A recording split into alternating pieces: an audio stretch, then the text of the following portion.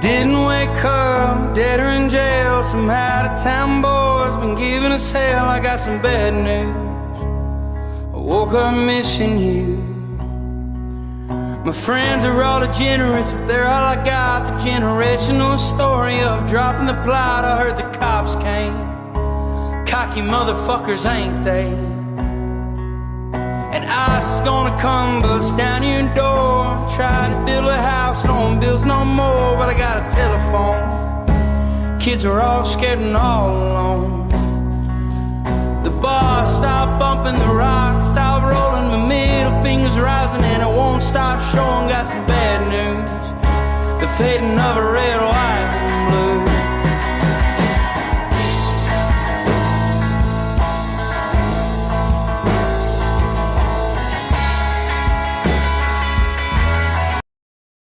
Oh shit, I killed the music. There we go. I forgot to set up my stream deck and realized right when we were going live that I didn't have my stream deck, but we're here. This is the new stream. I'm working on the setup. We'll see how it goes. I got to get some lighting behind me, but I'm in the new place. We're in the new place, and it is, goddamn, it's good to be back.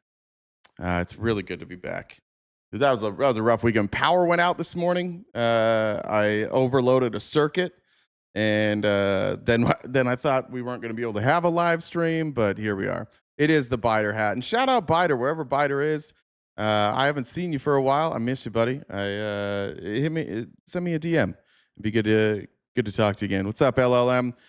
Thank you. I also lost the remote sign, so I got to find that, and then the sign should not blink all the time like that. So anyways, we're figuring all this shit out. It's good to be back, everybody.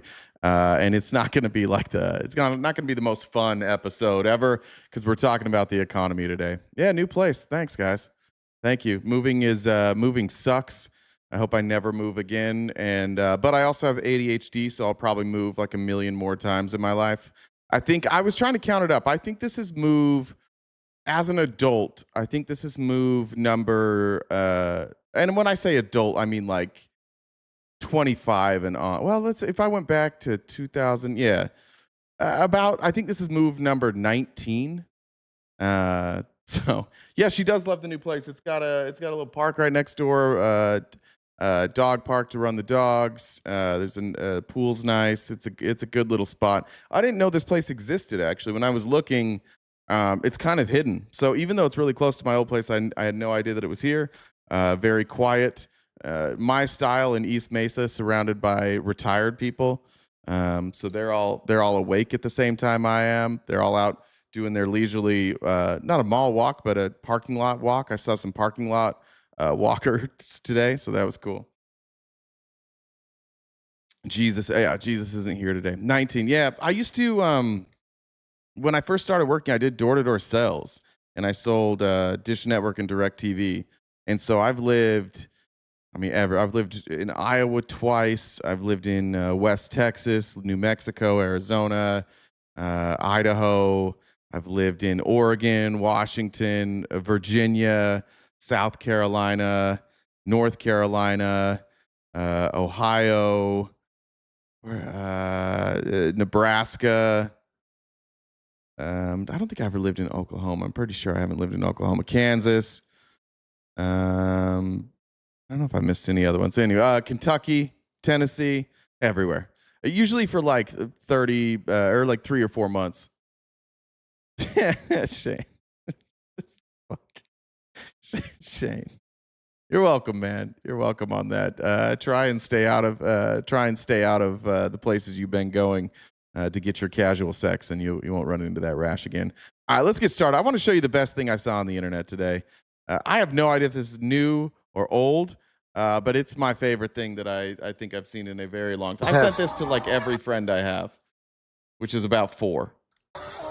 Owls have strong talons. This fellow here was eating my chickens. I'm not gonna hurt him. I just had to grab him to get him out of this chicken house. And I can't get my finger out of these talons. This is fucking...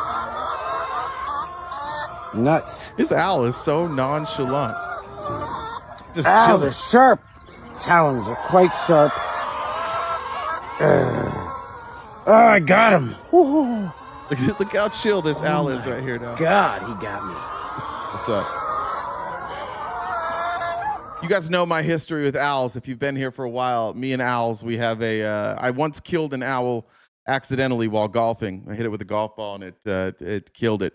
And then the next night, maybe that night or the night after, I went on my nightly hot boy walk, and there were owls everywhere. Like on every fence post, there were owls, and I was convinced that they were coming after me for killing their friend.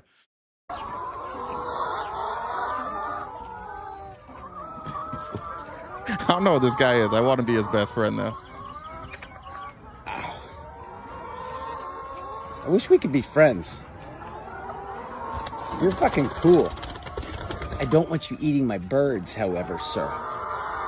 Yeah. Look at this amazing fucking owl.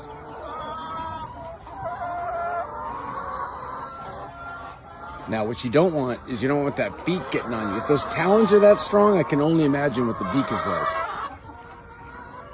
Those eyes are incredible. Like, it doesn't look real. I'm convinced owls aren't real. Owls might be like drones. That might not be a real. Those might be cameras. I'm not 100% sure that owls are real. Okay. This isn't allowed, sir. This is not permissible. Now, fly, Mordecai. Fly! And off he goes. His name's is Al Mordecai. That's the best video on the internet. I dare you to find me something better. I forgot about the birds aren't real people. I forgot all about that. That owl was chill. Did any of you guys do that thing where you would dissect like owl shit? I forget what they're called it might have been elementary school, maybe junior high. I don't remember. Did any of you have to do that? Did I see OM scroll through? No, I can't believe he's in Florida, so this is new. Okay, he's just probably waking up.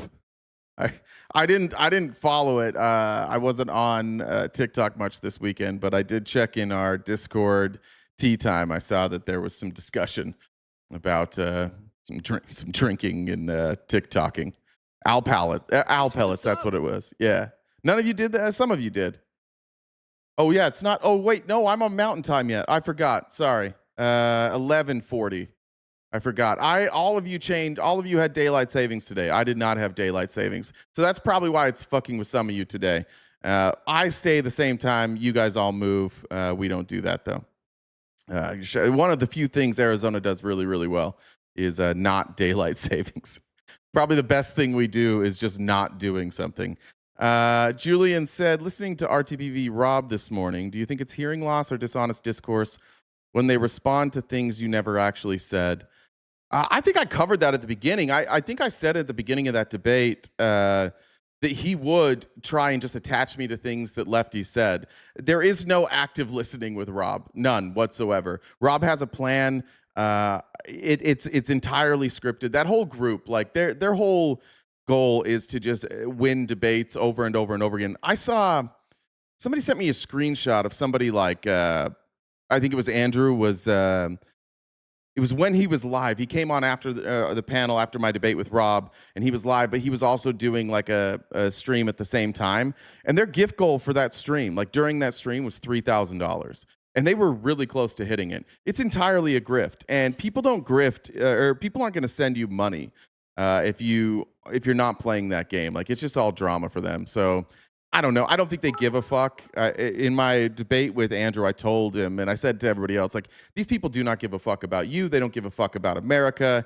They don't care about any of this. It's all a grift for them, and they know that if they're like outrageous, they're going to make some money. It's a good time to be outrageous. It's a really profitable time right now in America to be outrageous. You can see it with Nick Fuentes as he's blowing up everywhere. He was interviewed by Tucker Carlson and started a civil war in MAGA that we will cover tomorrow because I haven't gotten through all of it yet. I just saw the clips this morning, but apparently he's pissed off half of MAGA. Now it's like Ted Cruz and Mark Levin and I think Ben Shapiro against like this ultra MAGA wing. They're all dishonest. I had an interaction. I don't think I can show it to you because there's not a lot there. It was mostly in voice messages, but there's a guy that I sometimes follow on Twitter for the Charlie Kirk stuff. His name's Ryan Matta, Matta. Actually, I'll just show you because I don't know why. This was a weird exchange I had this weekend. Can I expand this? I don't want everybody to see all my messages. All right. I don't think there's anything in there I need to worry about. There's nothing. Let me just make sure there's nobody there that asked me not to tell that I was talking to them. I don't think so. Why is there not a way to make just your messages? Oh, I can do it like this. All right, it'll be like that. Then you can only see the messages. So I just messaged him. My family, like my liberal side of the family, they've all been watching Candace Owens, and just because of the stuff with Charlie Kirk. So there's this crossover appeal here. So I messaged him simply, just said like I'm from Utah, and there's this tie with a guy named Derek Maxfield. They're talking about like using his jet. Now there's this new speculation that there was this plane that took off. I want to say from DC. I don't remember where it took off from. It came in, like flew like to 300 feet over Provo, and then went to Montana, and then it flew down like 300 feet again into Provo, which I think means it landed. And they're saying that like they're on the way in, there were these like Egyptian special forces, and on the way back out, they weren't on the flight manifest. So I just asked him. I was like, and the plane is tied to a guy named Derek Maxfield. And I just looked up Derek Maxfield, and I realized he co-founded Operation Underground Railroad with Tim Ballard. If you remember Tim Ballard, he's that like dirtbag that started Operation Underground Railroad, and then he got in trouble for sexually assaulting a bunch of women. Two of them I know personally. One of them I spoke to personally. The other one I talked to their husband. And so I sent this to him, just said like, I don't understand why none of you guys are tying in Tim Ballard. You're now talking about Egyptian special forces and the IDF. Tim Ballard was in Syria twice. He worked with Egyptian special forces and the IDF. He specifically referenced it. And you'll see here, like, I think I said here, Tim has also been referenced. Let's see. I think I said something. I think I called him a piece of shit or something. Where is it? I spent a lot of time covering the Tim Ballard assault allegations. He's tied in with Derek Maxfield. So his first response to all of this is, no, it wasn't. You got played, homie. I personally went into Mexico with him last October and helped get the kid from Sound of Freedom into America. I was like, all right. So then he started voice messaging me, and I don't want to play him because I didn't tell him I would play him. But essentially, he just ran cover for Tim Ballard. I tied it back into, I don't know why you guys aren't looking into this. This is very bizarre. But he and MAGA now are in this civil war. He's one of the people on the fight against like Ted Cruz, because Ted Cruz doesn't want to link anything here, and they're trying to link Israel and the IDF to the assassination of Charlie Kirk. It was weird though. It was really weird that they didn't want to go down that road. It's very, very strange that both Candace Owens and Ryan Matta have not gone down that road and looked into Tim Ballard. If anybody's following that, just let me know what you think about that. You look into Tim Ballard and Derek Maxfield. They're buddy. They're best friends. You see the Candace Owens video where she said Tyler Robinson's parents don't think he did it. She also said the cop family friend is the one that told them Tyler was a suspect, not the other way around. Yeah, I've seen that. I haven't seen her receipts on there yet. I don't know with Candace. Like, the thing about Candace Owens is I don't trust her because I've seen some of her other reporting. But I will say this: like, when she digs into something, she goes. She goes and goes and goes, and she doesn't stop. She's not careful with her reporting. She's willing to go down and do conspiracy theory.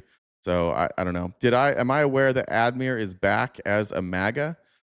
No, I talked to Admir yesterday. Other people were talking about that in the Discord. He did message me yesterday looking for a source on finance. What did he say? He said, how do you find the exact numbers on how much illegal immigration brings in versus how much it takes out? The claim is that it's a net negative on the economy, and I can't dispute it. So I sent him the Cato Institute stuff to show him. But I don't know that he's MAGA. What makes you think he's MAGA?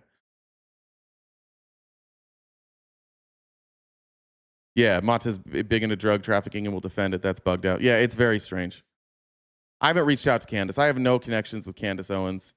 If anybody has a connection with Candace Owens, I'd like to talk to her. He was on Stacey and Janae's panel and talking shit.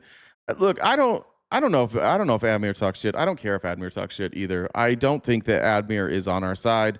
I just think he's not MAGA. Like, I think Admir is in this, like, props to him. Like, he's in a space where he doesn't want to be ideologically captured. So I think he's going to be really confusing for a lot of people for a long time.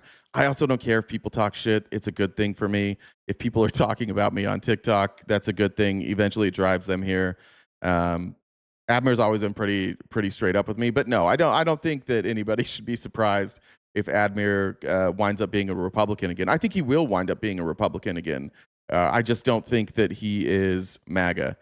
And I've seen that something about E. Jean Carroll. Somebody said that last time. He doesn't believe E. Jean Carroll. I don't. If that's true, I'll talk to him about that. I have no idea if that's true or not. I'll take your word on that. All right, let's move in here. As a reminder, we are crowdfunded. So anything you can do to help us knock out the gift goal every day. Appreciate Mama B and Namasi for the bits over on Twitch. Thank you guys for that. Those don't pop up for me. I don't hear them, so I apologize. Jen, can we check, or is yours working? Is the stream working okay? DC? What do you mean? That's what I meant. Is that working? Yep, it's working. Oh, she has a tip line, Jackie? Jackie, will you DM me that tip line? All right. Well, Jen, how was your weekend? It was busy doing Spawn stuff. I saw that she's adorable in her cheerleading pictures. She's a cute kid. I mean, she's mine, so that's fair. Welcome, Fax Raid. Thanks for being here. Right. Yeah. So anything else you want to tell the people while you're here? This is kind of, I don't know if I thought about saying this, but so her cheer thing that she does, the team that she cheers for, there's like 4 different age groups. All 4 age groups are in their championship. How do you win a championship in cheer? How does that work? No, she cheers for a football team. Oh, gotcha. Wow. Fuck, All you guys got 4 some athletes around there. I guess, or we joined a really shitty league. One of the two. Let's not see. sure which one. Let's go with the first one. It's a new league this year, so possibly both. So. Once again, yeah. Sorry. That's just also on YouTube, so that's cool. I appreciate that. For those of you who are just getting here a little bit late, it might seem early to you. We're on at the same time every day. I just live in Arizona. We don't have daylight savings. I can't change my schedule because I got to pick my daughter up from school, or at least have her after school. Sometimes she gets a ride home, so I can't change my time. Apologize for that. You'll get used to it until April when it'll fuck you up again. But let's jump into the show. This is Tim from Bulwark. Tattling on Fox News. This is a wild story. I thought that AI was just going to get boomers, and it does get boomers. It gets Trump, but it gets a lot of people. I've seen some AI stuff that people have run with on the left as well. I'm one of them. I guess not AI, just a story that people didn't understand. But apparently Fox News fell for some AI here. Got fooled by a series of racist AI videos or purporting to be black women complaining about losing their SNAP benefits. Even if these were real people, this is an absurd story to cover. And it's outrageous to try to nutpick a handful of people that you think will. I like nutpick. Nutpick's good. Will play into the racial prejudice of your audience. Insane to consider that and consider the news judgment on that. But the problem here is the people aren't even real. I'm gonna keep it real with you. I get over $2,500 a month in stamps. I sell them $2,000 worth for about $1,200 to $1,500 cash. That's why everybody's upset. Folks say we're taking advantage, but that's how we get by. It's not like getting fooled by one of these old deep fakes that were terrible. Oh, Mom Donnie was on with Dean this morning. That's cool. Like these things are getting good, but you're a news organization, and so if you're going to do an article based on a fact that was presented by a person, you need to confirm that person exists in the world. You can't just run with it. And one of the reasons you can't just run with it is because nowadays in 2025, the person that you're watching on your TikTok might not be a person, it might be a computer. Anyway, the new article continues. Other similar videos of women also claiming to have 7 different children and 7 fathers for them also went viral in what appeared to be AI generated content. How do you miss that? You just have to correct I always wonder with AI when people see this, like, it just goes to show that that's what they think about, one, black people, and two, like people who are on food stamps, is that everybody is just cheating. Like that's the only way for them to square what this administration's doing. It's the only way.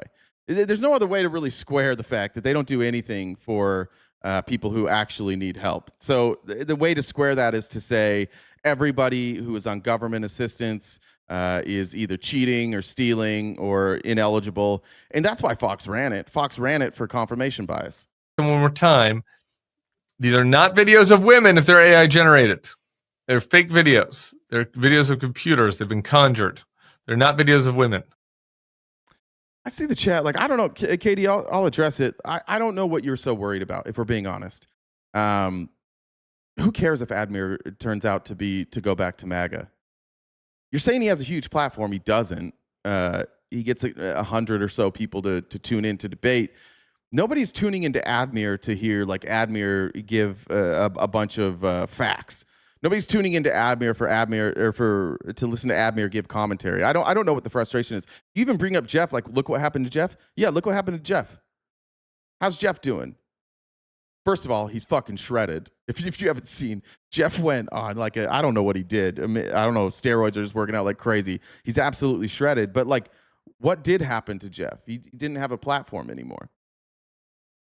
If Admir goes full MAGA and goes back, like he's going to lose most of his audience that came from over here. I'm not worried about this audience hearing Admir talk about MAGA policies, or if he happens to change his mind. I'm not worried about them leaving. And if you do leave, like, fuck, I guess I didn't do a very good job. I guess we didn't do a good job explaining things if that's all it takes.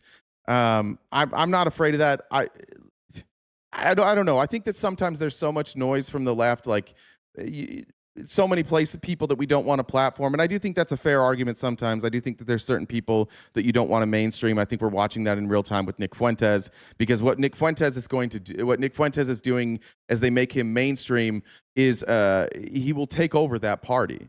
Like the MAGA party's done. The Republican Party is going far right. There's nothing really that we can do about it.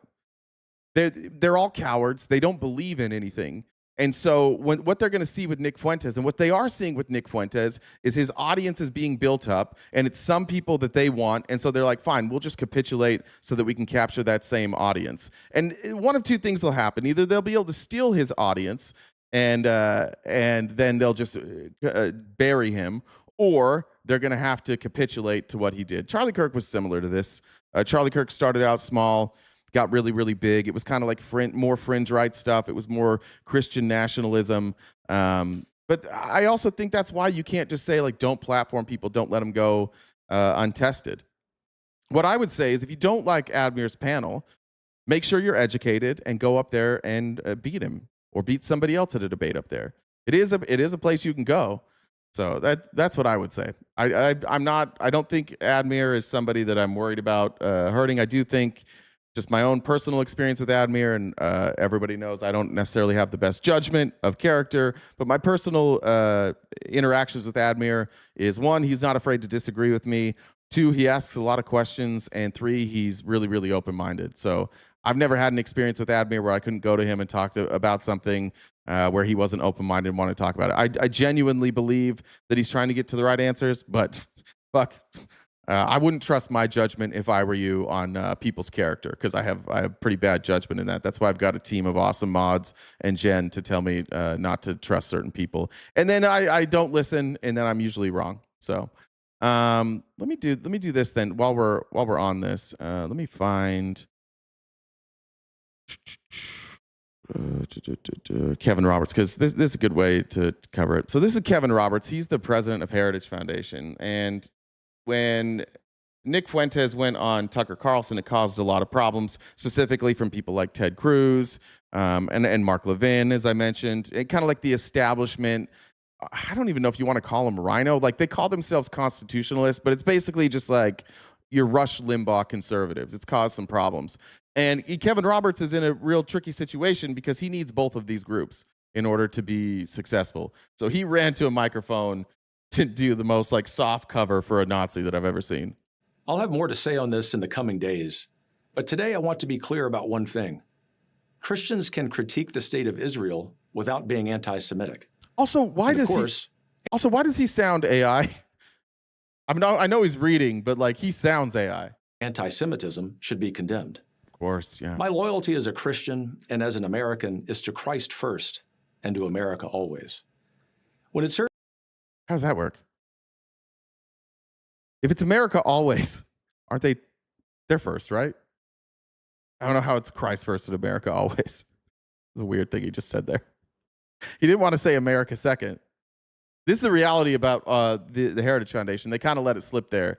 They're Christian nationalists. Andrew Wilson, Christian nationalist. Nick Fuentes, I don't know if you would call him a Christian nationalist or a white nationalist.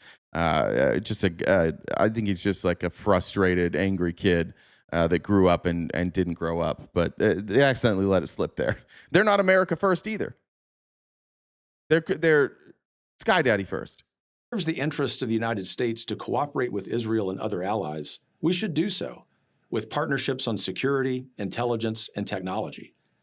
But when it doesn't, conservatives should feel no obligation to reflexively support any foreign government, no matter how loud the pressure becomes from the globalist class or from their mouthpieces in Washington. The Heritage Foundation didn't become the intellectual backbone of the conservative movement by canceling our own people or policing the consciences of Christians. And we won't start doing that now. We don't take direction from comments. That's your whole thing. That's your whole thing. The entire ideology of the right is canceling people who say things or think things that they don't think. Just apparently not if it's like, I don't know if it's racism or anti-Semitism or anti-woman or anti-LGBTQ. Like, what? That's your whole thing. What do you mean you're not going to start now? That's what you do. That's what Project 2025 is. That's the whole thing. On X, though we are grateful for the robust free speech debate. We also don't take direction from members or donors, though we are inherently grateful for their support. And we're adding more every day. He's so full of shit. This is the robust debate we invite with our colleagues, our movement friends, our members, and the American public. We will always defend truth. We will always defend America, and we will always defend our friends against the slander of... It's a tricky thing to say, we will always defend truth, when you just said, like, your religion is first. And, like, it's always, or I guess in America, always. Like, you can't... It's hard to defend truth when part of your religion isn't true. Bad actors who serve someone else's agenda. That includes Tucker Carlson, who remains, and as I have said before, always will be a close friend of the Heritage Foundation. The venomous coalition attacking him are sowing division. Yeah. Their attempt to cancel him will fail. Most importantly, probably, the American people expect us to be focusing on our political adversaries on the left, not attacking our friends on the right. Yeah. Little glimpse in there, right? Guys, if something bothers you on our side, shut the fuck up. You can't criticize our side. It's not what we do, says the Heritage Foundation. We just lie and criticize the other side. But if something is bad on our side, we got to stay quiet about that. Ironically, like, this is the reality that we're up against, is like, this is why we lose. I don't want to change it, though. Did anybody else feel this way? You look at what the Republicans do, and you look at their like lack of any like consistent morals or consistent ideologies. You try and play like you try and play to that. You try and play to what they say their morality is, or what they say their beliefs are, and they don't care. Right? Everybody coming across the border is a criminal. Great. Because they came across the border illegal. Okay, fine. But you elected a president who broke the law. Oh, I don't care about that. Oh, the courts are corrupt. It is like it's this weird thing that they all do, and I think it has to do with like being raised religious, like growing up Mormon. There were a lot of things that we supported politically that our religion doesn't support.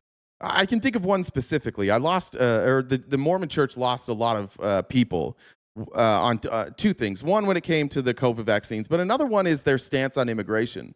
And the Mormon Church, led by their leaders, comes out regularly and they're like, hey, like, we need to have sensible immigration policies. We need to have amnesty. We should probably treat these people with respect. These are God's children. Like, we shouldn't treat them cruelly. We shouldn't have a government that treats them cruelly. And then you'll have Mormons come out and be like, hey, no, don't mix our religion with politics. Like, the reality is that these people are dangerous and we got to take care of them. And yeah, you ask him, like, what's more important to you? Because this guy just said Christianity is the most important thing to him. His faith is first and then America always, which whatever the fuck that means. Then doesn't it seem like you should be openly criticizing anti-Semitism? Fox News does this too. Like, none of them will go after actual anti-Semitism. It's important to remember that Nick Fuentes is blowing up right now because Nick Fuentes took a left-wing talking point when it comes to Israel, and he ran with it. He started talking about the genocide of the Palestinians. And so a lot of people that are just coming into Nick Fuentes are like, oh yeah, this makes sense. Like, wait a minute, I get to be on the side of good here because I advocate against a genocide. And he says a lot of other things that are conservative. So yeah, this works for me. Nobody knows that, like, long before this genocide, he hated Israel. And it wasn't necessarily like long before this genocide, he said, I'm a fan of Hitler. He's been making anti-Semitic jokes and saying incredibly anti-Semitic things forever. And his following is anti-Semitic. God damn, do they hate Jewish people? God damn, do they hate black people? But now he's hiding that. And the Republicans are, because they're afraid of his audience, and they're afraid of Tucker Carlson's audience, and they're afraid of Candace Owens' audience, they are going to move in this direction, but they're going to whitewash all the anti-Semitism. And instead, all they're going to do every single day is go, there were protests against Israel that are somehow anti-Semitic, and Mom Donnie refused to condemn the phrase from the river to the sea. That's true anti-Semitism, but not Nick Fuentes, not Marjorie Taylor Greene, not Candace Owens. Remember, Candace Owens was platforming Kanye. They were making jokes about Jewish people. Everything they do is phony, and they're willing to bend their morals all the time, which sucks. Like, that's a hard thing to go up against, and I don't know what to do about it. I'm not interested in bending my morals all the time. I'm not interested in watching the Democratic Party bend their morals. Maybe they do. Maybe we just have to focus on the elections that are in our area and not say anything else. But it is why we lose, because they do this. This isn't about what they believe. It's not about what's best for America. It's about fear of losing control. I disagree with, and even abhor, things that Nick Fuentes says. But canceling him is not the answer either. When we disagree with a person's thoughts and opinions, we challenge those ideas in debate. By the way, when Nick Fuentes got canceled, none of these people spoke up for him. When he got kicked off Twitter, when he got kicked off YouTube, when he got kicked off every platform, none of these people stood up. In fact, they all openly cheered it. The only reason they're on his side now, again, is because his audience is massive. And we have seen success in this approach as we continue to dismantle the vile ideas of the left. As my friend Vice President Vance said last night, what I am not okay with is any country coming before the interest of American citizens, and it is important for all of us, assuming we are American citizens, to put the interest of our own country first. That's where our allegiance lies, and that's where it will stay. Yeah, see, it's even that, like, truth is beautiful. Mamdani campaigned with the radical imam who was linked to the World Trade Center terrorist attack. Cool. Donald Trump's taking money from the people who funded 9/11. But I bet you don't care about that, right?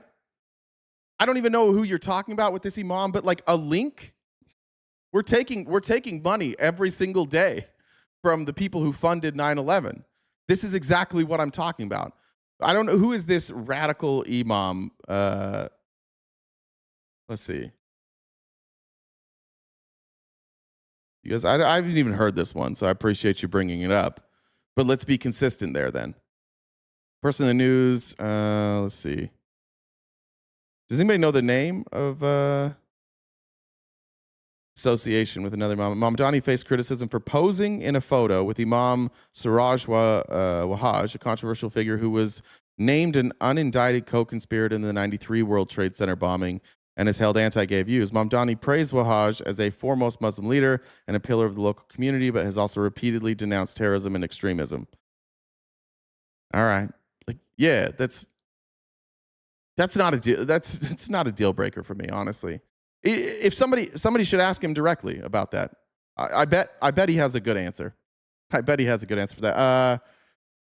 Purdy Kiki says we were lost on Friday without you. Thank you. I was lost on Friday too. Friday was an absolute nightmare.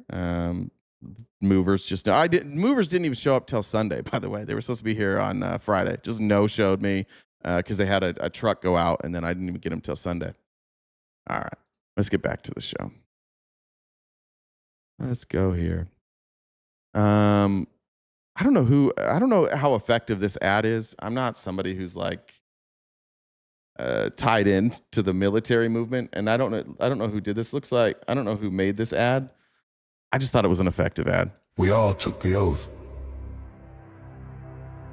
Oh, sorry, Marlene. Marlene also said vaccines have saved millions of lives. Shout out, Marlene. Good to see you. Some of us took it with clear eyes, believing in something bigger. Some took it out of desperation, looking for a way forward. Some took it because we didn't see another choice. But no matter the reason, we all swore the same words. Good boy. Trump posed with Epstein. Trump didn't even pose with Epstein. He partied with him. And every one of us paid for them. We all went through the crucible. Some saw combat, some didn't. It doesn't matter. The service broke us in ways that never fully heal. Thanks, Shane. We lost friends. We lost family. We missed our kids being born, missed their first steps, missed birthdays, anniversaries, funerals, little moments we will never get back. Some of us walk with scars that don't show. Some of us walk with scars carved so deep they never fade. And some of us still carry moments in our heads that will never leave, playing on repeat until they drive us to the edge. We did that. We endured that. And when we got out, when we retired, we told ourselves we had laid the sword down, that no one should ask us to pick it up again. But here's the truth. No one ever relieved us from that oath. I cannot force you to fight again. God knows I would not ask it if the need were not dire. But a tyrant is at the gates. He is tearing apart everything we bled for, everything our brothers and sisters died for, everything we swore to defend. We did not give our blood, our bodies, our peace of mind, so our children and grandchildren would have to fight the same battle. Not while we still have breath in our lungs, not while there is blood in our veins.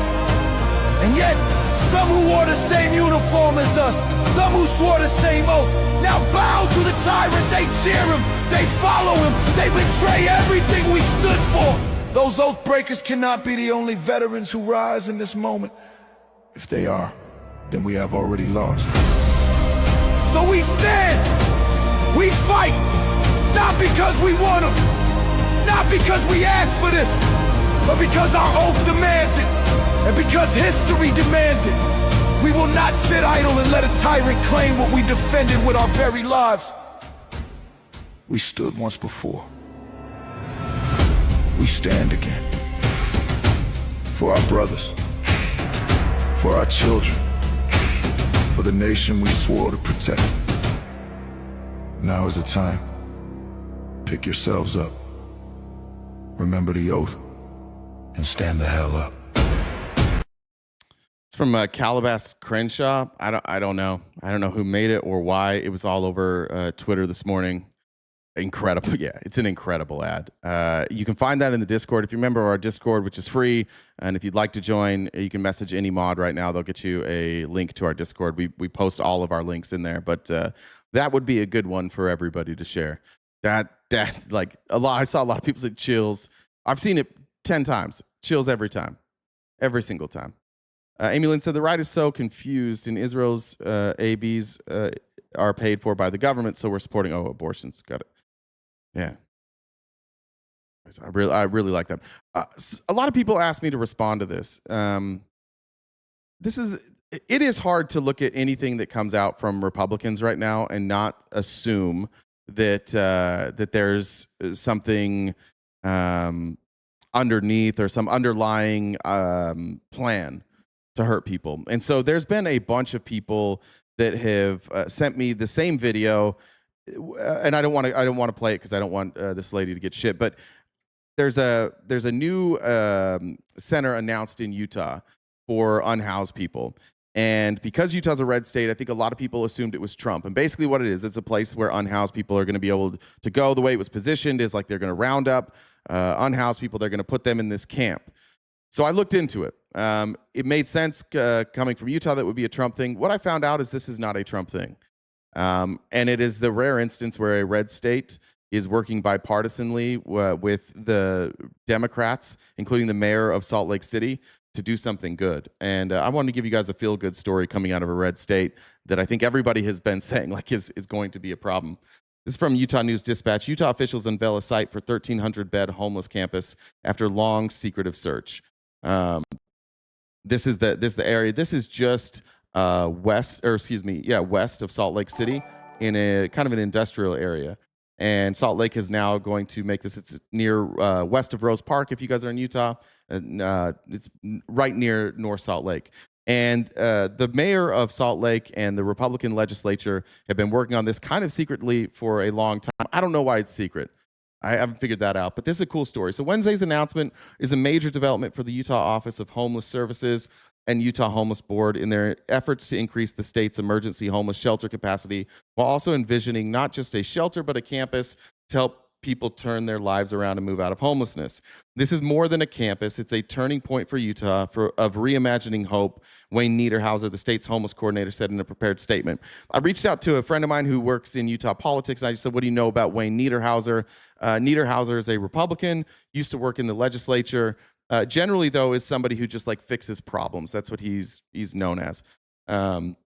So he said, my friend's not a Republican, not a huge fan of Niederhauser, but he gets shit done. Said it will further fulfill the identified need to provide additional beds and treatment in Utah's homeless response while providing individuals served by the campus a transformative path from crisis to stability and ultimately thriving. That's what needs to be done. These are the types of things that, like, this is what you do. You don't throw. People criticize California and other states for throwing money, Utah as well, throwing money at problems, at the homeless problem, moving people around, not treating them humanely, and largely it's just a waste of money because it doesn't help their lives. It just moves them. Eventually, they either move back or wherever you move them to. Those people get upset, and it's just kind of like this revolving door of people who think homeless people are icky. The new homeless campus is envisioned to be a comprehensive hub where individuals experiencing homelessness can access the support and treatment they need to move from homelessness to stability and long-term self-reliance. It's envisioned to be a place where people experiencing homelessness can go for all their services in one place. Designed to complement the existing homeless center resources, shelters, and service providers throughout Utah, the transformative campus is a place where those experiencing homelessness find help for recovery, employment, criminal justice assistance, and housing accessible in a single location. So this is what it looks like. Like this is far removed from Alligator Alcatraz. This is how it'll look. I think this is good. It's not involuntary, from what I understand, Cassie. This is not something where people will be forced to go. This isn't rounding people up and putting them in this center. There are places in Salt Lake, specifically in downtown, where people haven't gone. The Salt Lake community-based, city council, has basically taken the entire homeless population and moved them west across the tracks into this other area on busy streets with no parks, very little access to any resources. The main shelters in Salt Lake are near the park where they moved them out. And so it's hard for people to get there. So this center, from what I understand, is not involuntary. You can say yet, guy. You can say yet. I think you're wrong on this. I understand what you're saying. I think you're wrong on this. The mayor of Salt Lake City is extremely progressive, and she's the one that was pushing for this. And Spencer Cox, the governor of Utah, if you don't know about Spencer Cox, I'm not a huge fan, but Spencer Cox loves working across party lines. Spencer Cox, I believe, wants to get the right answers, and he wants to do the right thing. I think this is a good thing. What else are you going to do? Is this not what we've always advocated for? This, at least for me. This is what I've advocated for. Exactly, Lady Ann. Oregon does this. This, to me, is a compassionate project here. This one's a little closer to the city than a lot of the other ones I looked at, said Niederhauser. There isn't a perfect property. There are some potential challenges with this, but it presents a lot less challenges than all the other properties. He's acknowledged that transportation to the fairly remote area is going to be an issue. Right? Transportation tells you that this is not something that is going to be required.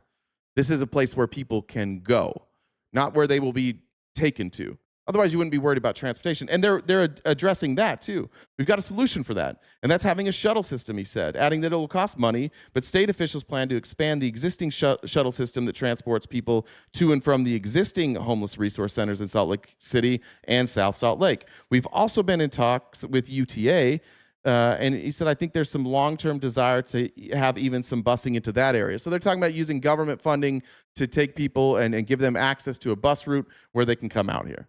I think is a great. I understand not trusting the Trump administration.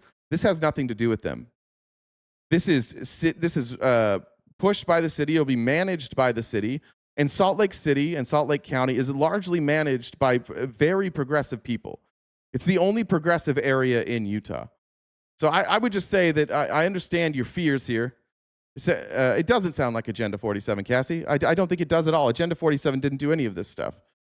Agenda 47 was talking about like compulsory admittance into these areas. It didn't talk about like these people are free to come and go. They have job resources. Skepticism is fine. Skepticism's fine. But so far, you have a choice to go or not to. Good question, freedom of speech. Did I mention who's funding the shelters? Well, they talk about that. So they're going to use some taxpayer money, and then they're working, I think it might be here, leading up to Wednesday's announcement. Salt Lake City Mayor Aaron Mendenhall, who is also a member of the Utah Homeless Services Board, has been urging the state to act quickly. On August 13th, the day a state report was released showing an 18% rise in Utah homelessness, Mendenhall said that number should be heard as a battle cry for Utah lawmakers to do more to address homelessness. You can see she's right here, like, if you see a woman with tattoos and cut off sleeves in Utah, you can be 100% sure that that person is a progressive. Like almost always. She's very progressive. The mayor also warned there's inadequate funding to build and non-existent funding to operate a new shelter. She urged lawmakers to appropriate more during their 2026 general session in January. Still, the mayor applauded the site announcement as a step forward. Our state has long needed more shelter beds and services, and this campus represents a critical step forward in supporting the most vulnerable people in our communities. By providing consistent shelter and wraparound services in one location, this facility could also help Salt Lake City first responders by reducing the number of emergency calls, freeing up law enforcement to focus on public safety, and better connecting people to the help they need. I don't remember if I highlighted the funding stuff or not. Let's see. Randy Shumway, chair of the Utah Homeless Services Board, applauded the campus vision during a time when Utah's homeless population has been increasing. Despite tremendous effort, resources, and goodwill across the state, homelessness in Utah has continued to worsen. Why? Because they cut taxes in order to bring in a bunch of tech companies, and now they've got a housing crisis and an affordability crisis. So, red states, when you brag about all these tax cuts and people coming to your state, just know this comes along with it. According to Wednesday's announcement, state officials envision the homeless campus as a hub and spoke system where individuals can step in to access core services at a centralized hub, and once stabilized and ready to step up, they can step out to be connected efficiently to additional specialized resources across the community, which are the spokes. So we'll see. The funding is going to be, again, like she said, they're going to have to appropriate some funding. I don't know if they're going to have to cut somewhere else or if they're going to increase taxes. You also have the Mormon Church, which is worth hundreds and hundreds of billions of dollars. And my friend told me there's a lot of pressure, even for members of the church, to get the Mormon Church to invest in this, which would be, look, they also think homeless people are icky. And the Mormon Church owns this massive outdoor mall in downtown Salt Lake City. They own most of downtown Salt Lake City. And so they're going to be incentivized to probably invest here. So again, I don't know. From everything I've read, this seems like something I would support. If this was a governor that we liked, I don't know if you guys like Newsom If this was Kathy Hochul, whoever it might be, like in a blue state, I think we would all be supporting it and say that it sounds good. I think it's a good thing. It's going to be managed by Salt Lake. It's a very progressive area. I just don't think this is something where they're doing Trump's bidding. So if you see that, have I read Heather Gay's book about being a Mormon and now an ex-Mormon? I haven't. Hey, 7 months for gerrymandering. Thank you. Leon said, "Damn, that was powerful." I think referring to that ad. Here. Got to read Jen's as well. Oh shit, we got some breaking news here. Thanks, Jen. Trump administration agrees to partially fund SNAP benefits following judge's orders. Trump administration agreed Monday to comply with court orders requiring the federal government to partially fund SNAP benefits using contingency or emergency funds. Oh, I thought they couldn't do that. I thought they weren't able to do that. Did somebody tell them? Oh, all the courts? The administration did not say how much SNAP beneficiaries would receive or when they would receive them. All of this comes as the government shutdown entered the second month. The court orders issued nearly simultaneously on Friday told the administration to fund SNAP using a contingency fund that contains about $5 billion. However, the USDA said the program cost the government more than $9 billion. However, both federal judges said the USDA can decide whether to tap into the $17 billion in tariff revenue to pay for the rest of November's benefits. What's the point? Yeah, what is the point of having a slush fund? What's the point of having this additional tariff revenue if you're not going to spend it? I think probably because they want to spend it on things that Trump likes, and Trump doesn't like poor people. Well, that's good news. We'll follow that if we get updates. Jen, if there's any updates on if they announce the amounts that they're going to fund, let me know. All right. Where did my outline go? There it is. All right. You guys have probably seen this. I'm late on this, and so I apologize. I wasn't here on Friday. This is an ICE agent being pulled over on suspected DUI with 2 children in the back of his car. The guy in the white shirt. That's the colonel. Colonel, don't mean shit to me. Okay, well. Look, I'm federal. Okay. I'm trying to get home. I got my boys with me. Who do you work for? DHS. Do you have your ID with you? No, I don't. Okay. But if I called them, they'd verify that you're a 100%, bro. Okay. You don't have any type of credentials or anything that say Yeah, okay. Huge fan. you're DHS? Not on me, no. Okay. All right. I only bring my weapon with me if I'm... Okay. But you don't have any weapons on you right now? No, I don't. Okay. So what I want to do, I want to talk to away from the kids. So I'm going to ask you to step out of the car, and we're going to walk back to the back of your car, okay? Are you fucking serious right now? Yes, sir, I am. The entitlement. Nobody is more entitled than a white dude in a truck. You especially law enforcement. You fucking kidding me? I have to follow the laws.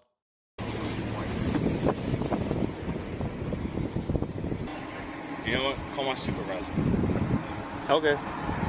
Do you want to do the exercises or no? I'll do it. But you know what? What's homeboy doing down there? You know, guys, come on. Make sure we all sit because we're going to settle the water. You don't want to get... What you can't see is there's an officer down there that's like has his car out and he's trying to make sure cars go around so he doesn't get hit or they don't all get hit by a car.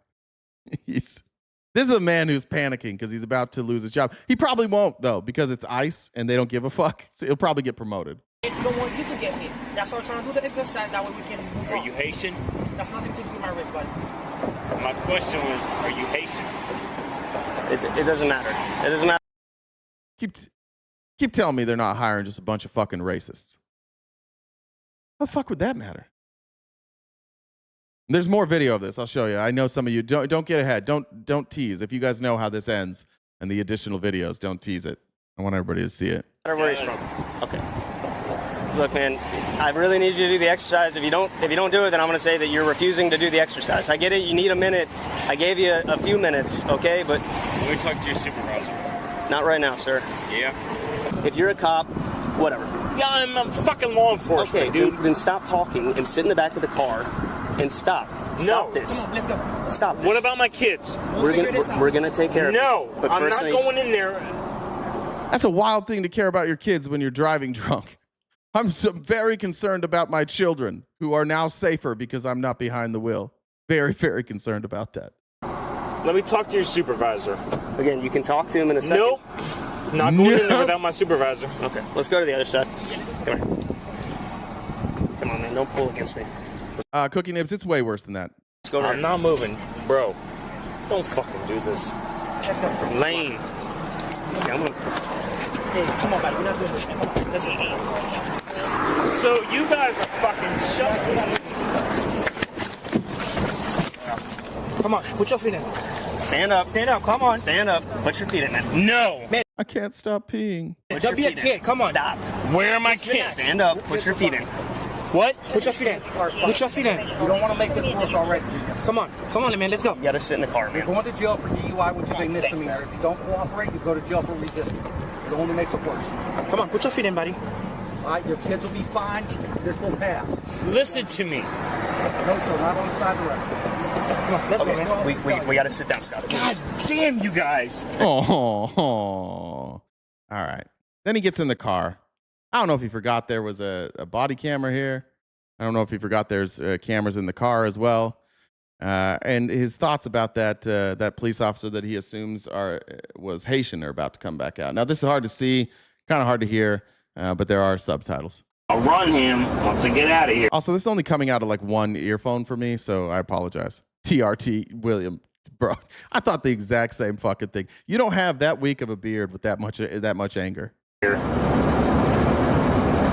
And if he's not legit, oh, he's taking a ride back to Haiti. Well, that'd be sad. He's a nice guy. Well, you know, he may be a nice guy, but laws are laws, right? Yeah. So I'm gonna dig into him and see what's up. You're a ginger, so I'm sure you're legal. I'll run him once I get out of here. As soon as I get out, I'm gonna run this dude's ID. Which we're talking about police running somebody's ID, just openly admitting it. The fact that he's openly admitting this is what they do. They're all doing this. They're settling their personal grudges. That's why every time you see these officers, like not even officers, what are we gonna call them? Just thugs, get out of their car and interact with somebody, they pull out their phone and they're scanning their face. They're scanning their face so they can figure out what their status is. And if there's any status, even if they're here legally, even if they're on a green card, even if they have immigrated here and are now citizens, what we're finding out is that now all of these charges keep popping up. All of these, they go back through their whole record and they find a crime that they may have committed 20 years ago. And even though that crime, or just arrested for a crime, even if they weren't convicted of that crime, they use that as an excuse to then deport them. Yeah, they're scanning all of us. We'll get to some of that a little bit later today. Like, our government has the technology to take a phone, scan your face, and figure out everything that there is to know about you. And I realize that that's been going on for a long time. But what I don't ever remember happening before is giving that to law enforcement, giving that to immigration. I understand the government has that power, and you can make an argument that the government having that ability might sometimes be necessary. I would vehemently argue with that.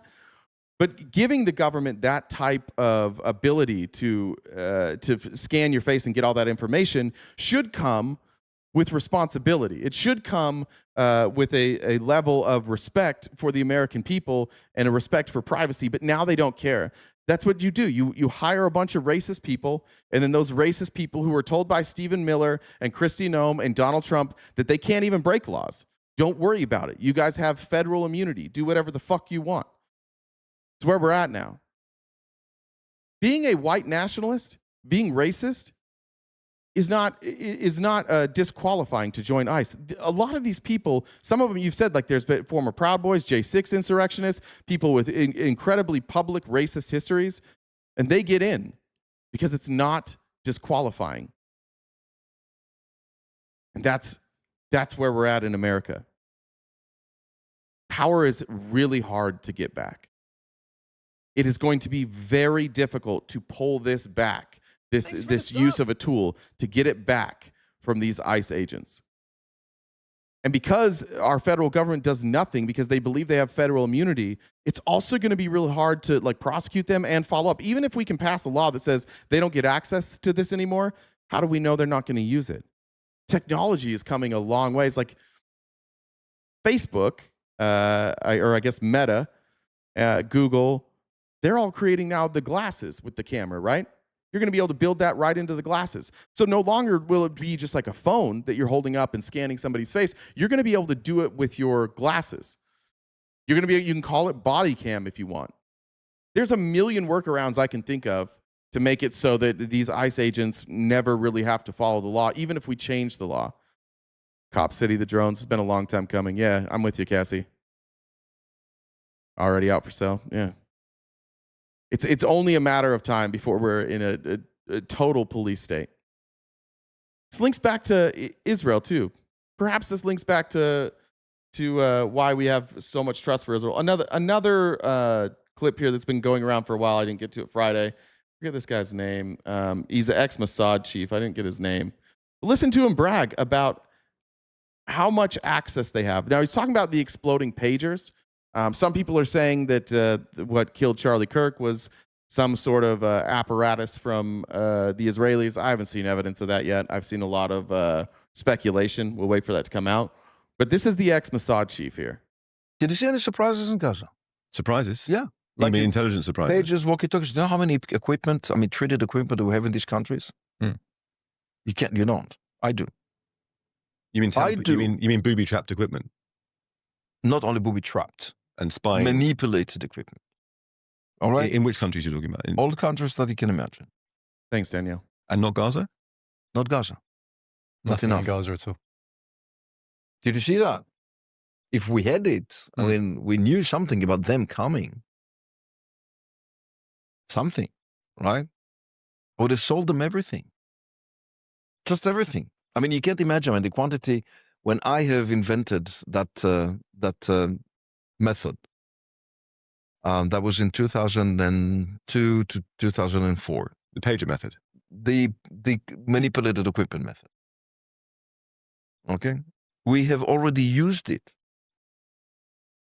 Manipulated equipment in Second Lebanon War.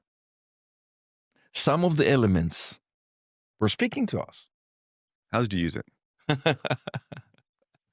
Want a glass of water? We can get some brandy. He can tell you, but he didn't. I know it's an early morning in London. I mean, I don't think that is the case. But how did we?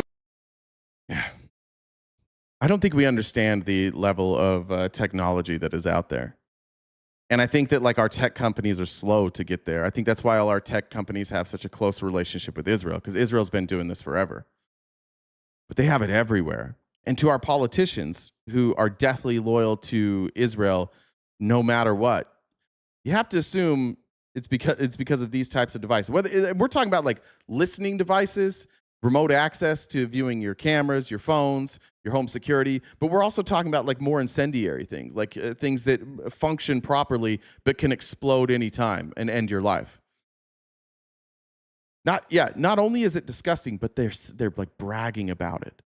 Israel right now, it is wild to see. The whole fucking world hates them, except for apparently Donald Trump and a faction of MAGA Republicans. And they're openly bragging more now than ever. Maybe it's fear. Maybe it's them like knowing that they're cornered now and they're lashing out and they're saying, if you fuck with us, we're going to unload on the whole thing. We're going to bring everything down. I think maybe perhaps Israel has even more influence over other countries than we knew. It's not just us. But not only do they have this type of equipment that allows them to spy, it allows them to kill. And you think about the people that have gone missing in Israel. You think about the people that go missing in across the Middle East. I think about Jamal Khashoggi. And I think about the fact that everybody seemed to, like, they were able to completely hide Jamal Khashoggi. They were able to track his movements all the time. And when Khashoggi basically caught wind of it or figured out that they were tracking him, they said, well, come in, let's have a talk about it.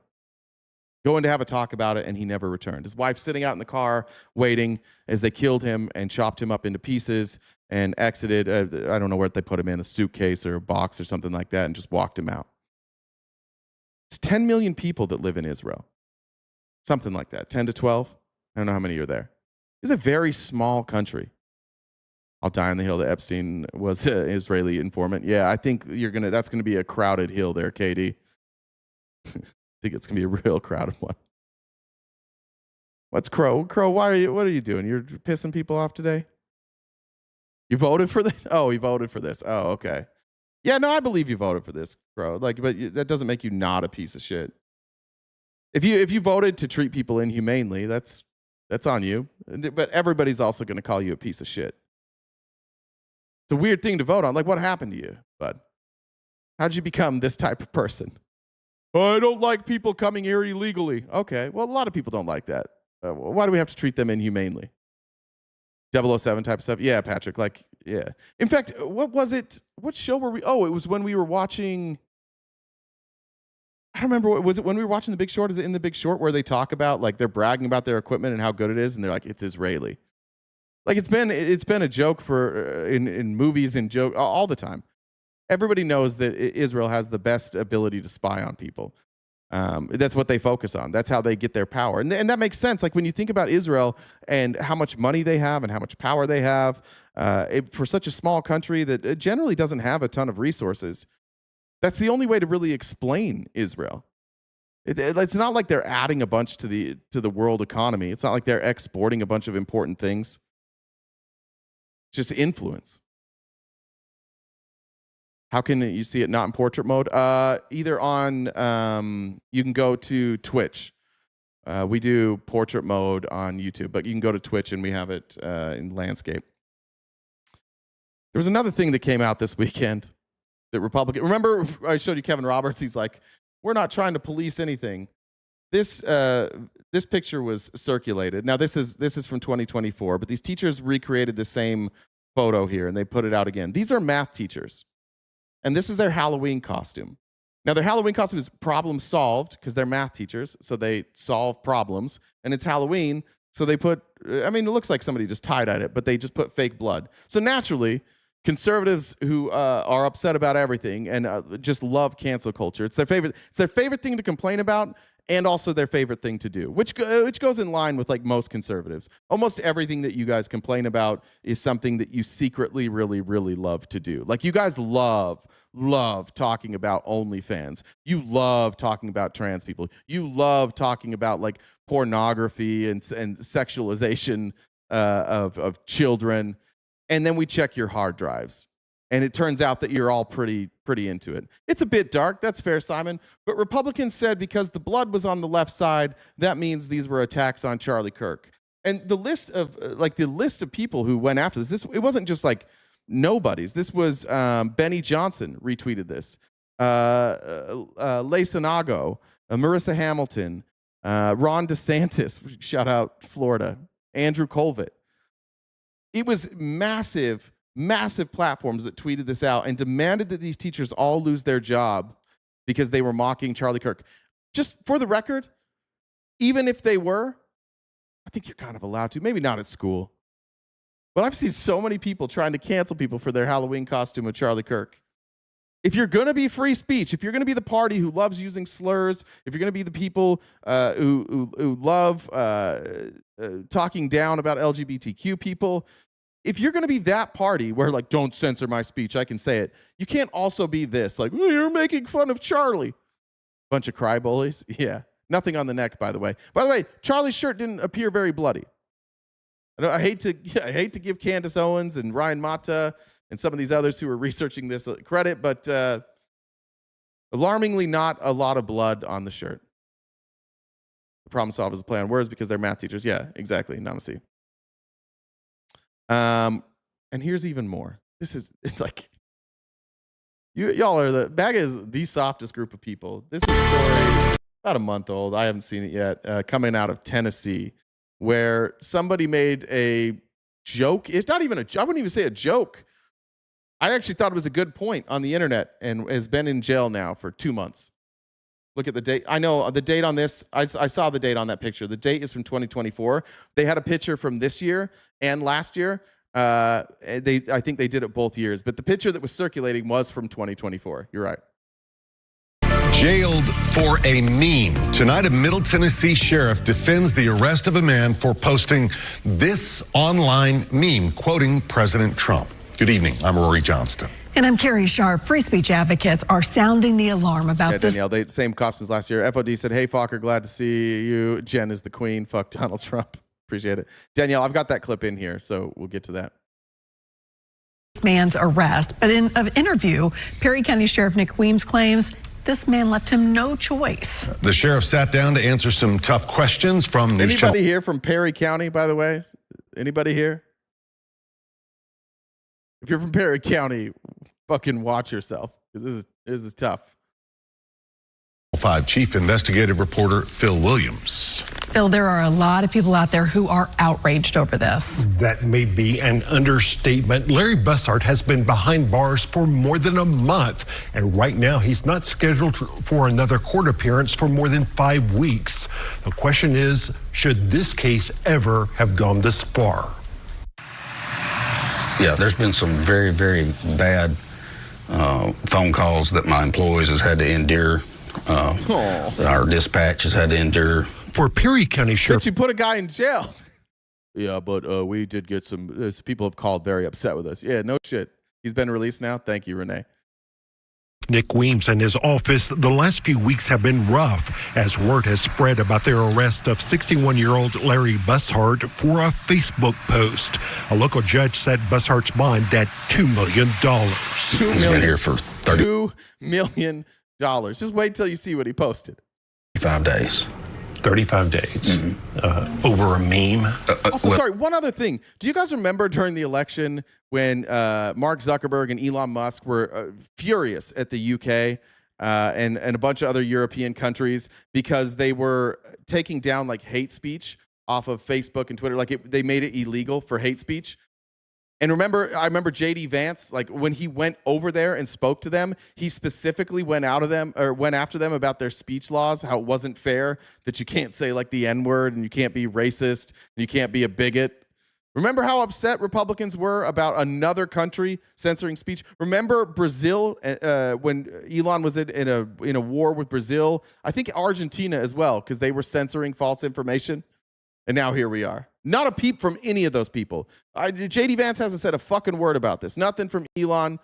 Nothing from any of these folks. It was a series of posts, but yes, the one post that he made was the one with Donald Trump that got everybody's attention and was considered threatening. Yeah, I love you. Okay. Thank you. Local police took Bussard into custody at his home in Lexington, Tennessee on September 21st based on a warrant issued out of Perry County. Yeah. The one-time cop is one of those rare liberals in rural Middle Tennessee and a keyboard warrior known for posting progressive memes like these. All right, let's look at those real quick. Just see which one. All right, so I'm not only smart, I'm street smart. If it's illegal to hire undocumented workers, then how come only the workers are being arrested? That's pretty good. Americans are busy hating each other when we could just tax the rich and solve 90% of our problems. I like that. Sure, it's street smart. Yeah, I think these are fine. Patriots, MAGA patriots. Those are pretty good memes. Probably not jailable. Known for posting progressive memes like these. This is what they charge you with. Okay. Threatening mass violence at a school. At a school? Threatening mass violence at a school. That's the threat here. Well, I have no idea. That's what they've called us for, and I ain't got a clue. I play on Facebook. I threaten no one. I know you don't give a damn. This is the meme that landed Bussard in jail. He posted it as part of a discussion about Charlie Kirk's murder. We have to get over it. That's a quote from Donald Trump after a different this isn't the same high school, by the way. This is a different Perry High School. So this is what they're saying. We have to get over it. Donald Trump in the Perry High School mass shooting one day after. That's a good fucking meme. That's a good meme. That's a good way to remind your Republican friends that, like, this guy's a piece of shit. They didn't give a fuck about these kids. He also didn't give a fuck about Charlie Kirk, which ironically, like him not giving a fuck about Charlie Kirk, got Jimmy Kimmel suspended for a while, and now has got somebody thrown in jail. Now, just pointing out that Donald Trump is a heartless sociopath is a jailable offense. The meme quotes Donald Trump saying, "We have to get over it." It was exactly what the president said the day after a deadly school shooting in Perry, Iowa. That's the meme that he posted, correct? Yeah, it's accurate reporting. That looks like it, except this part was blurred out, the face. Where is the threat in there, Sheriff? Right here. Sheriff Weems says some in his community took the reference in the Trump meme to Perry High School to be a threat to shoot up Perry County. Oh, they mentioned Perry High School. But where's the threat? Like, what are we talking about here? I can't even find anything in there. How, as a police officer, did you see this and go, yeah, that's a threat? This is just quoting Donald Trump. What's he talking about? So then you're adding context here on the Perry High School mass shooting one day after. The face was blurred out because you can't show Nussy on Facebook.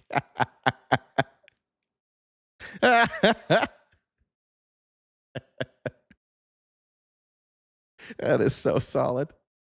Perry High School to be a threat to shoot up Perry County High School, which had recently had to deal with a threat from a student. Whenever you come to a Perry County page, okay, that is set up to let people know what's going on in Perry County, and you post this talking about Perry High School shooting. It doesn't say Perry County High School. It says Perry High School mass shooting one day after, okay? That led people to believe in our county that he's talking about Perry County High School, because it doesn't say Iowa either. Sounds like your county's full of fucking idiots. That's what it sounds like to me. Sounds like education in your county is a problem. That they read that and they're like, that's a threat. But you also knew this was an existing meme that was already out there on the internet. Correct. And so it's clear he's not talking about Perry County High School. We knew. The public did not know. No one even replied to that one meme, the meme that's in question here. No reply. He threw up a fucking dud, too. This guy, he didn't even get the benefit of clicks. His rage bait didn't even work. Nobody responded to it. They just called the police. I saw a thing on the Facebook that I didn't like. Please come arrest this man. Any other police department's like, yeah, that's fucking insane. Why don't you chill out? Except for these guys. They're like, yeah, we'll get him. We're on our way right now. No one said this is a threat against our school. No one even mentioned it.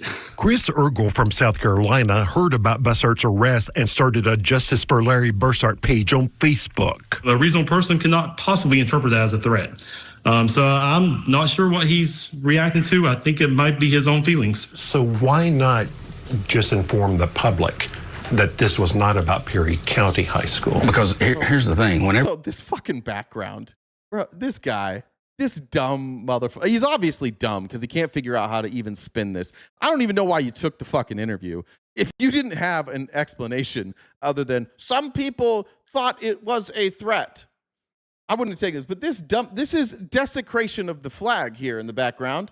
This is a government building with a desecrated flag in the background. I love America. No, you don't. You're dealing with something like this, and you've got multiple people that is now scared to send their kids to school. We tried to take a different approach and go and speak to this guy and say, hey, look, this is what you're doing. Thanks, but it's just, freedom of speech, you know? As Bussard's wife explained to police, he saw nothing wrong with what he had done. That's what I'm saying. I'm not saying you did or did not commit a crime. I may have been an asshole, but that's not illegal. All of this could have been avoided. The sheriff. You know he's in such a good movie. You know he's going in there like, this is fucking ridiculous. Like, I'll be out in no time. I'll be right out. Nope. Says if Bussard had just deleted the meme that people in Perry County had found so objectionable. Whenever we sent Lexington Police Department out to speak to him, and he refused to do that, I mean, what kind of person does that? What kind of person just says he don't care? You know? Someone who posted a meme that didn't threaten anybody. How about that? Can you imagine? What would you do if the police showed up and they're like, hey, we need to talk to you about this meme. And you're like, fuck, what did I do? And then you're like, this one? The one where I accurately quoted the president about what he said the day after a school shooting? Yeah. Did you not know that was threatening? I didn't know. I had no idea that people were going to. How can Trump say it and it's not a threat? Just like accurately pointing out what school he was talking about makes it a threat. Got it. No, I'm not taking it down. Maybe a person who doesn't think he's done anything wrong. Well, in TCA's eyes in our state legislatures that's put this law forth that come out July 1st, 2024 says otherwise. As for Weems' statement that Bussard would not be in jail today if he had just deleted the post, Chris Ergel says, what is this law, I wonder? It's July 1st. This is Tennessee, right? I wonder what he's even referencing here. A bill. So several Tennessee laws have taken effect on July 1st that relate to speech, including a bill that allows local officials to face felony charges for sanctuary policies. Oh, that's all right. I don't think that's it. These are some crazy laws. Felony charges for sanctuary policies. A new law criminalizing approaching police within 25 feet after being told to stop. You can't. Legislation that prohibits schools from forcing students or teachers to use pronouns that violate their beliefs. Highways to protest. I don't know what law he's talking about.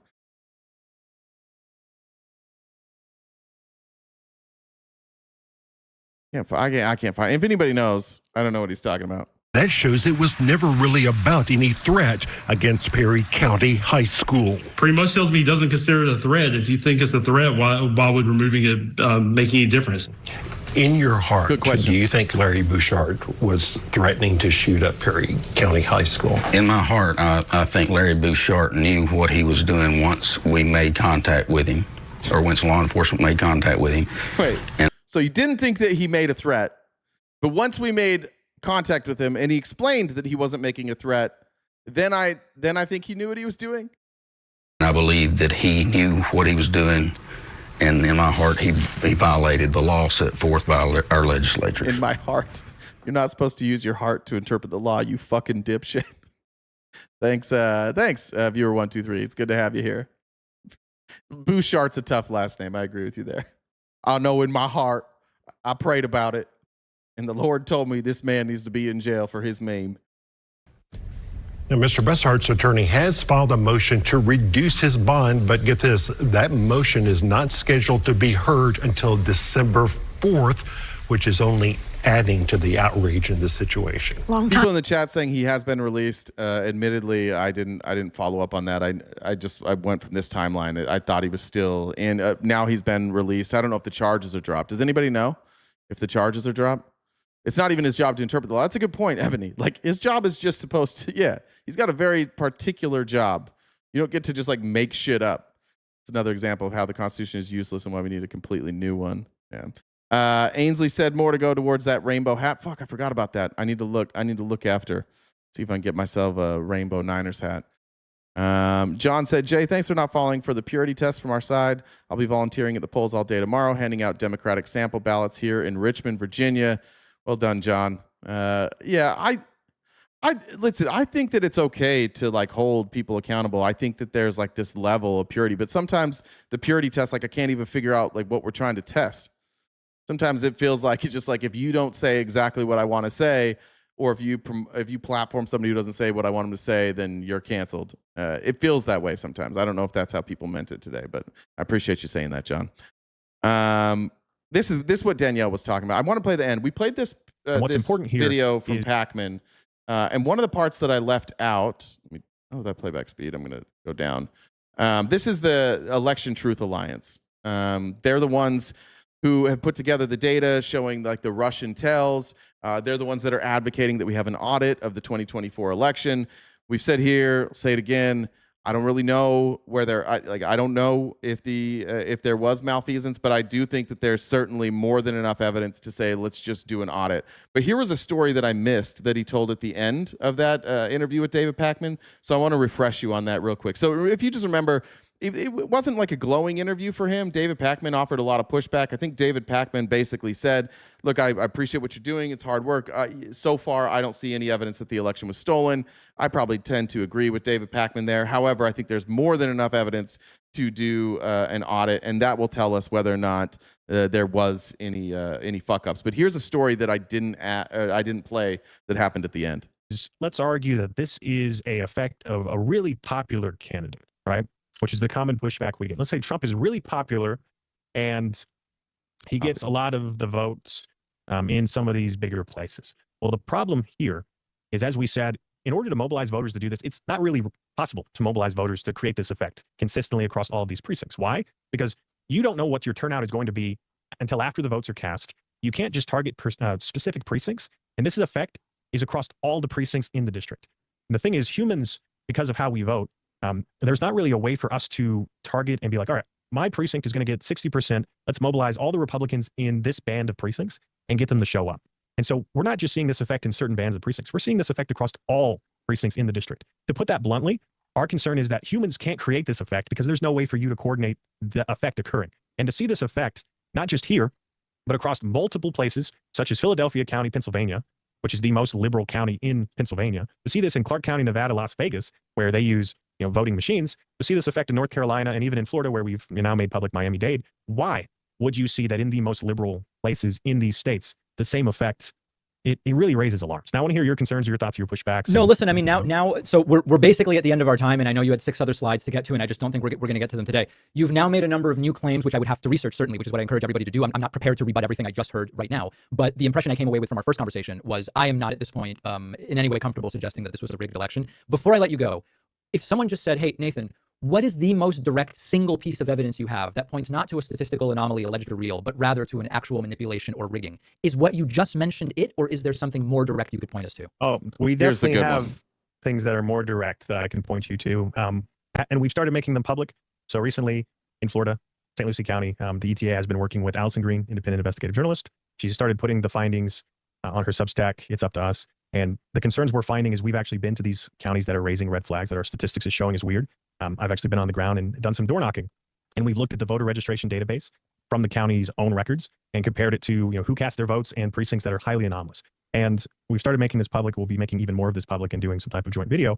But I went to Florida. I went to St. Lucie County. I met with Allison, and we went to some of the places that were strange on the ground, and we knocked on their doors. And the first place I knocked on was in a neighborhood that was under construction during the election, and no one lived there. And we asked the residents who lived there after the election and the house was complete, hey, did you vote in the last election? They said, yeah, we voted in Palm Beach County. They're in St. Lucie County now. And we said, oh, okay, so you moved after the election. They said, yes. And then we said this. We said, well, what's interesting is we have your record right here, and it says your husband voted in this county for the 24 election. Are you aware of this? And they said, oh, no, that's weird. And that was the first door we knocked on. We then proceeded to continue to investigate, and we're now starting to make those further investigations public. All right, well, I want to look at that in more. So we'll see. I think that anybody, regardless of what side you're on, like we should want audits, especially if there's data that's showing that there's some anomalies. It reminds me of The Big Short, which we watched. A good reminder.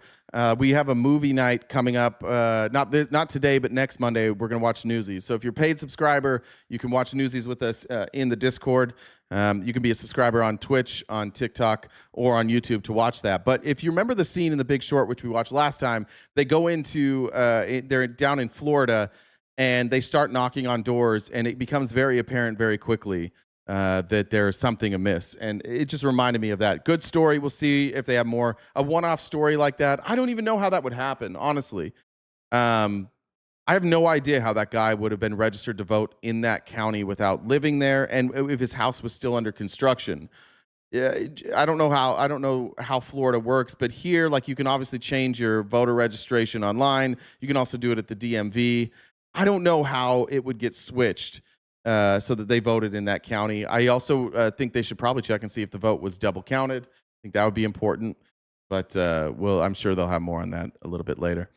40 hours a week. Congratulations, you qualify for SNAP. Yeah. It's a cool country we live in. All right. And then just also as a reminder, we are crowd funded. We rely on your generosity to go every day. We're still pretty restricted by YouTube. They're not selling ads on any of our videos, which means that they're not going to push out our videos. And so anybody who's coming across this is going to come across it by you sharing it or recommending it, which I've seen for a couple of people. But because that ad revenue is dead, we're going to have to rely on memberships to keep going. So if you can become a member, or if you can help us knock out our gift goal every day, that would be wonderful. It's up in the top left-hand corner, and the payment apps are there on the bottom and the top, depending on how you're watching it. Anything you send to us, I'll read. I think Jen's been a little busy, so if you've sent stuff to Jen, we may not have got to it yet, but we'll get to it here shortly. Moving on, I want to talk about, I played that Kevin Roberts clip earlier, for the Groypers. And I wanted to bring up something that the Heritage Foundation claims they don't do, but they absolutely do. It's their one voice policy. Kevin Roberts was basically saying, like, we're not going to cancel anybody. We're going to be it's going to be a broad coalition. It's a big tent, Republicans. And you just had to, ironically, Republicans, you had a big tent and you had to expand it because there were a bunch of white nationalists that you ran out of the party, but Trump brought them back in. Trump's like, my friend Steve Bannon's going to bring them in. My friend Roger Stone's going to bring them in. Stephen Miller obviously is going to sound exactly fucking like them, so he's going to bring them in. So you had to broaden that tent out to include the most racist, misogynistic, xenophobic bigots in this country. And now that's the coalition that you've built, and they're taking over. They're running everything now. They're going to primary people like Ted Cruz.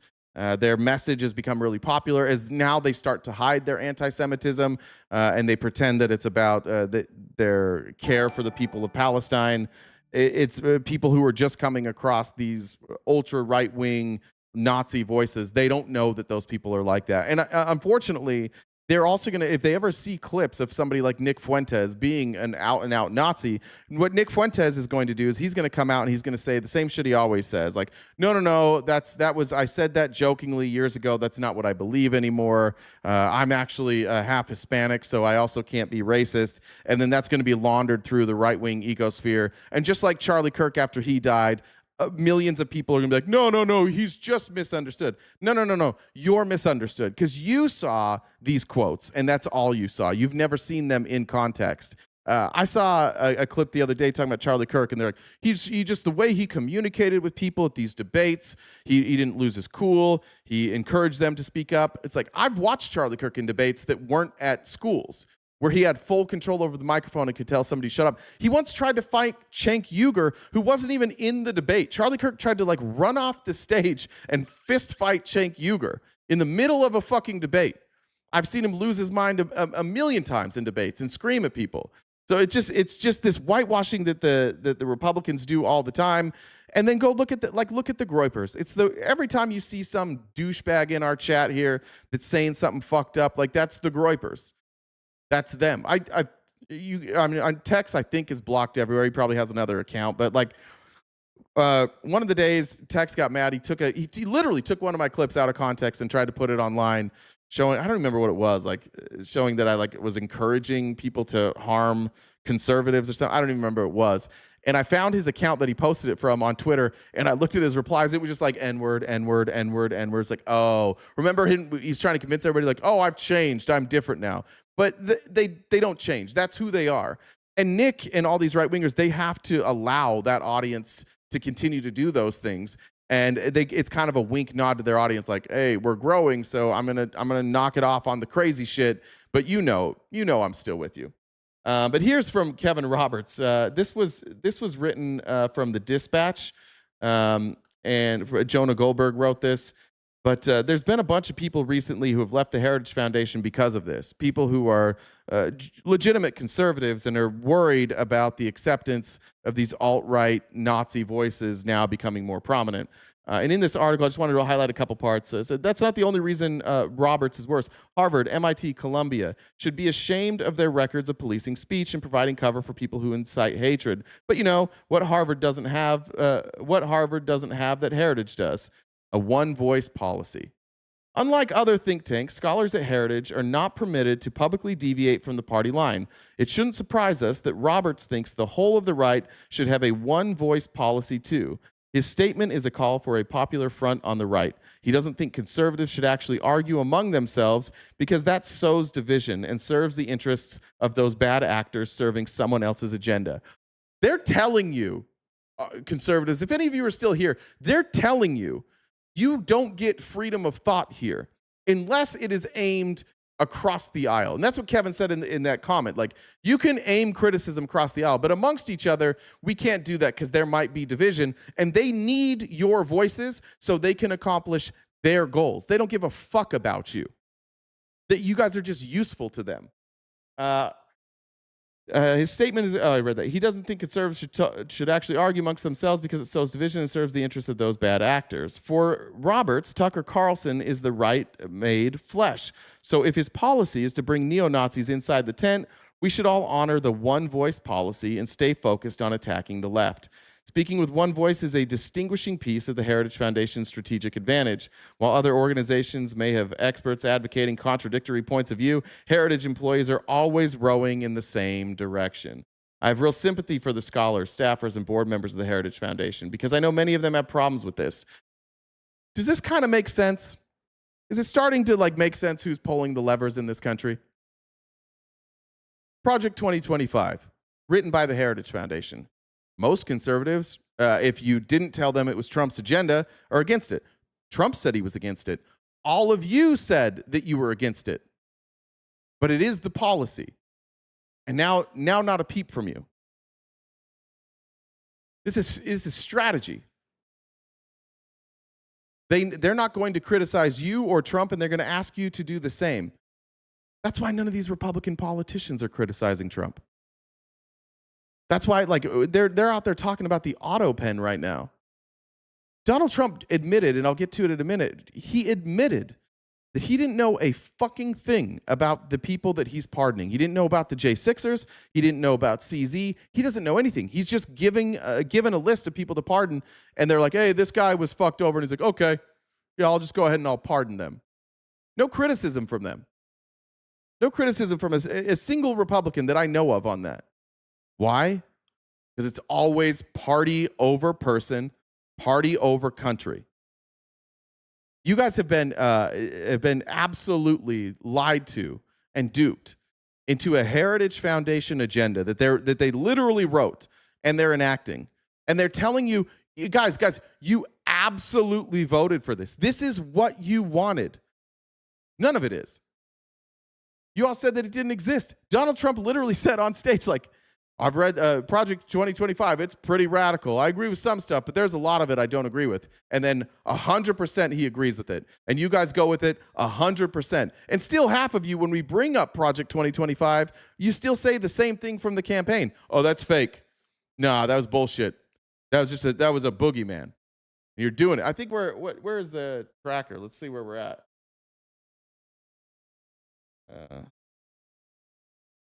See how much we've accomplished so far. We're at 48% now. That's pretty cool. 100% on USAID, commodities trading, Corporation for Public Broadcasting, White House 92%. But it's not real, right?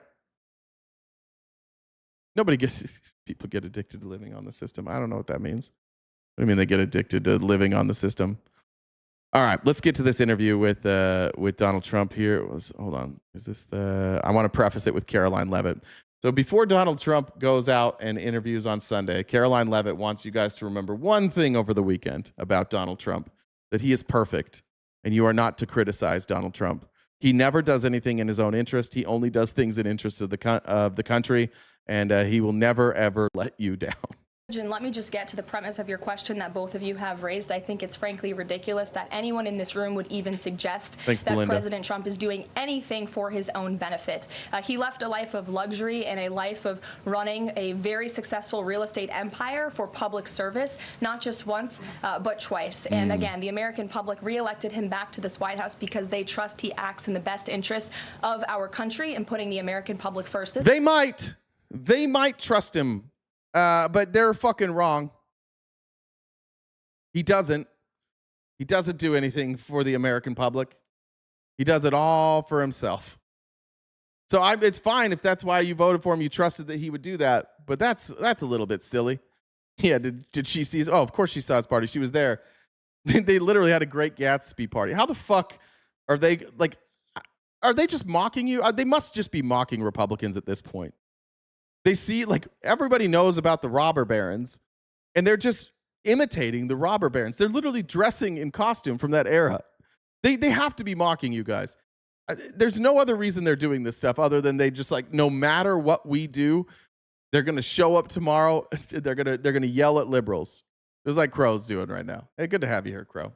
This is a president who has actually lost money for being president of the United States. I don't remember these same type of questions being asked of my predecessor about a career politician who was clearly profiting off of this office. That is not what President Trump does, and this White House holds ourselves to the highest of ethical standards.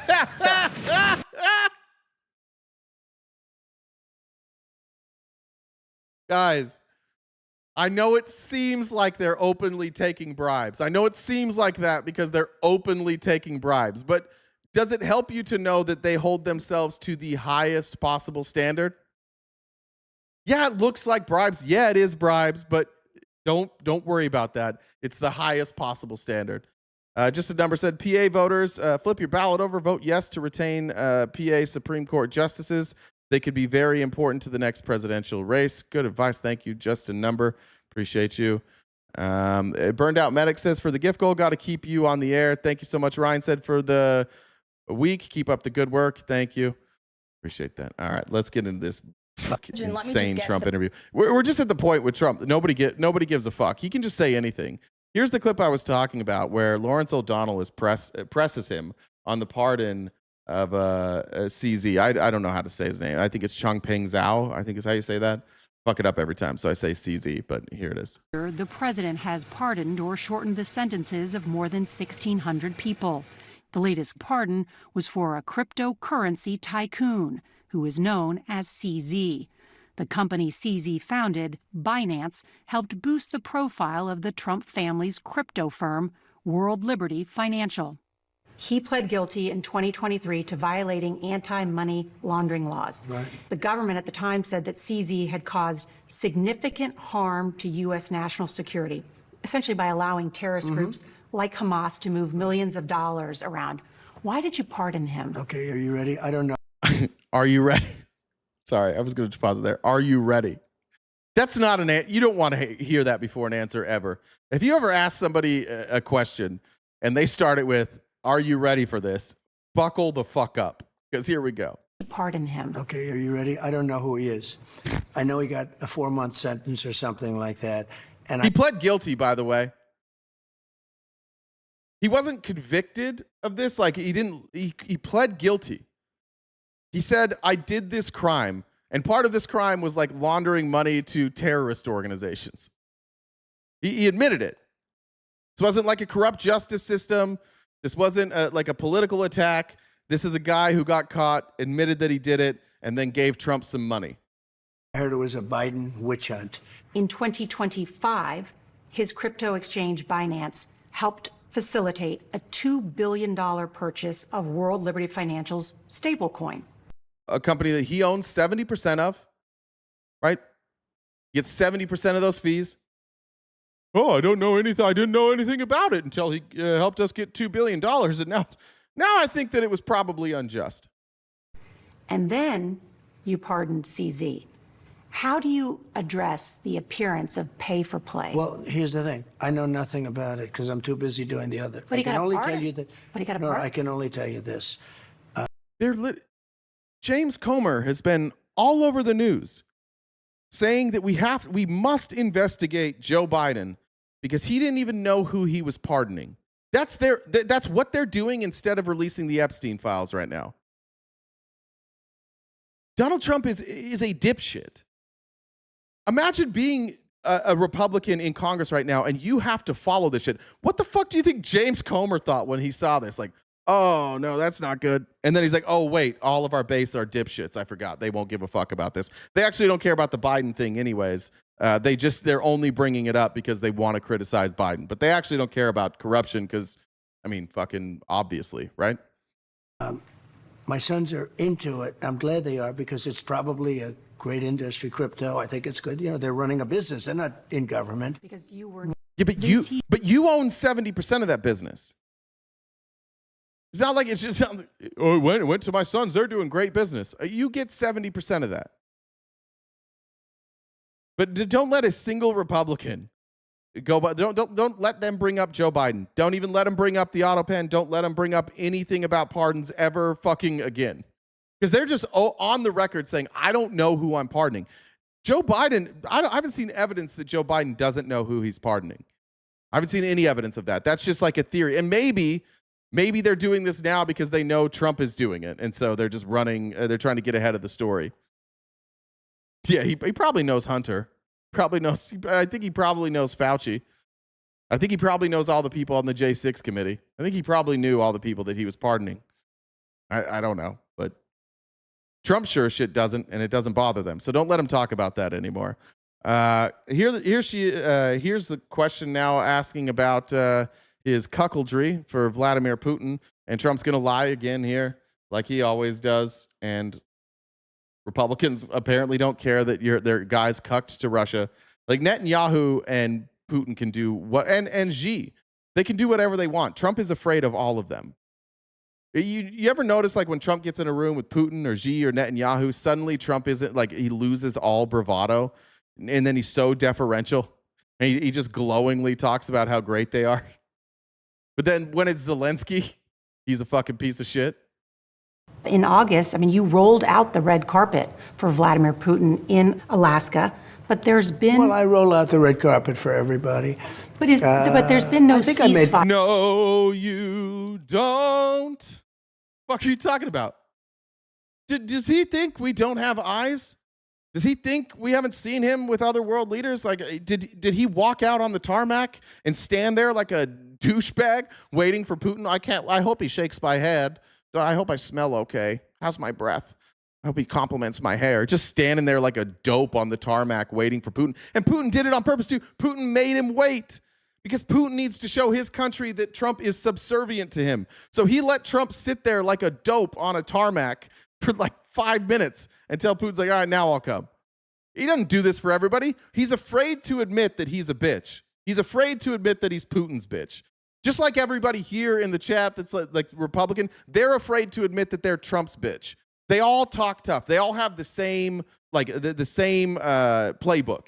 Act tough around other people, especially people who you disagree with, and pretend that you're not a total and complete sycophant and a cuck to this administration, or in Trump's case, to people that he views as more powerful and smarter than him, like Putin and Xi and Netanyahu. It's the same playbook all up and down. These people that come in here, the Republicans with all this fake bravado, they know that they're cucks. They're just pretending that they're not. The reason that they go after you in the chat, the reason that they try and poke the bear with you in the chat is because their reality where they're living in is they have a president that they claim that they voted for, we voted for this, who's tanking our economy, which we'll get to later, who openly lies, who's openly taking bribes, who's clearly owned by other countries and doing nothing for them. And they can't admit that to themselves. It's hard to admit that you're a cuck. You know, that's why most cucks are like, keep it cool. It's on the down low. Most of them don't like post it online. Most of them don't talk about it online. They go about their lives and it's just like, oh, that's just a regular person. But like behind closed doors, somebody's blasting their wife. But they don't talk about that openly. That's why everybody in here doesn't want to talk about this and they want to attack you in the chat. So just take it for those of you in the chat who are being shit on right now by these right-wingers. Take it as what it is. It's insecurity. They're watching stuff that's tough for them to watch. And they know that they're cucks. They know that they are just being told what to say and do, and they have to ignore shit that they used to pretend they cared about. So they want to talk about anything other than what's here. So fuck with them. That's fine. But don't take it seriously, because what they're doing right now is they're just hiding from the fact that they are totally and completely cucked by this 80-year-old billionaire who is selling out the country. No, is he ignoring you? Because I inherited a country where he thinks he's winning. That was a war that would have never happened if I was president. So why won't Putin end this war? But Nora, that was Joe Biden's war, not my war. But guys, remember, I don't make mistakes. It's not me. I said I would end it on day one, and now I've completely changed my narrative to I can't get Putin to do anything. I don't have any leverage at all. Where was all this leverage? You said, oh, I have a good relationship with him. Not that good, because he told you to fuck off. You don't have any economic leverage, so you have no leverage. So now it's just back to, it's actually, when you think about it, it's really Joe Biden's fault. I inherited that stupid war. As the bloodiest land war in Europe since World War II continues. But just a little list of look at this. Wars. President Trump wanted to make sure we saw the list of 8 international conflicts he says he's been able to... Why does he always have... because he has a fluffer. There's just somebody assigned to like go around with him and print out positive stories that make him look good. And he folds them up and puts them in his pocket so that he can show people, look, guys, look at what the news. And this is just a tweet from his own State Department. This is nothing. This is just a picture from his State Department that they tweeted out to lick his chode. And he's like, look at what I did. Look at this. By the way, what did he do? Did he do any of this? Israel's still bombing Hamas. I don't know what's going on there. Israel and Iran are still enemies as far as I can tell. None of these other countries give him credit for it. He wasn't even involved in the negotiations. It's crazy. They send over Steve Witkoff and Marco Rubio and then Trump, because this is what all good leaders do this. Everybody knows this. If you read like leadership books, they say to be a good leader and what you want to do is make sure that anything your team does, you take full credit for. And if they fuck up, you blame them individually. That's what all good leaders do, of course.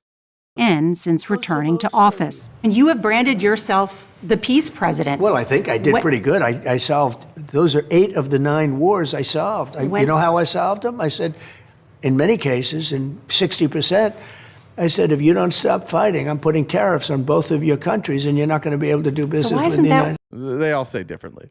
Why isn't that working with Putin? It is working with Putin, I think. Oh. I did different with him. Wait, hold on. The war's still going. You ended it with this. This is how I end wars, with tariffs. Great. Why didn't that work with Putin? It did. But the war is still going. This guy is not mentally competent to have this interview. Again, this is why Republicans come after you in the chat when we show Donald Trump. They don't want to acknowledge this.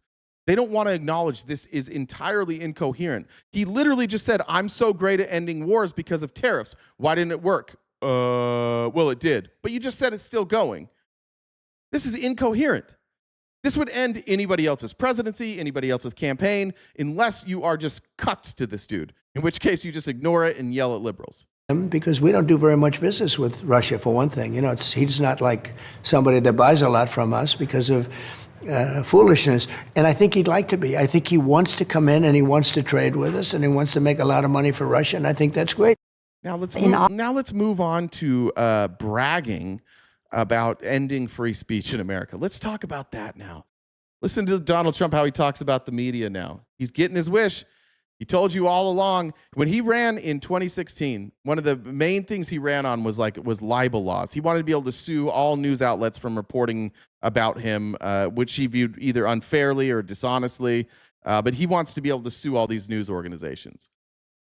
Actually, 60 Minutes paid me a lot of money, and you don't have to put this on because I don't want to embarrass you, and I'm sure you're not. I think you have a great new leader, frankly, because the young woman that's leading your whole enterprise is a great, from what I know, I don't know her, but I hear she's a great person. She was installed. Bari Weiss is who they're talking about. Bari Weiss was installed. Bari Weiss is somebody who, she's like a fake conservative. She's one of those like middle of the road. I straddle the middle. I just tell the truth. I don't take one side or the other. And then she's just like an absolute fucking Zionist. Refuses to report anything accurately in Israel. She was installed. Everybody knows she was installed. Arden, thank you for the super chat. Berserker said, yes, on 50. I live in California. Go vote. Just a number. I think I read that one. There was a couple others here. Thank you, Shane, for the gift of memberships. I appreciate it. And said also for the donation saying hopefully YouTube gets their shit together. Thank you very much, Shane. That was super generous. I hope they do too. But 60 Minutes was forced to pay me a lot of money because... No, they weren't. They were not forced to pay him a dime. He didn't win a court case. They chose to give him the amount of money they would spend on lawyers instead. They took her answer out that was so bad it was election changing 2 nights before the election. And also not true. Just not a true thing. They ran a promo that didn't have her whole answer, and then in the actual episode, it had her whole answer. So also not true.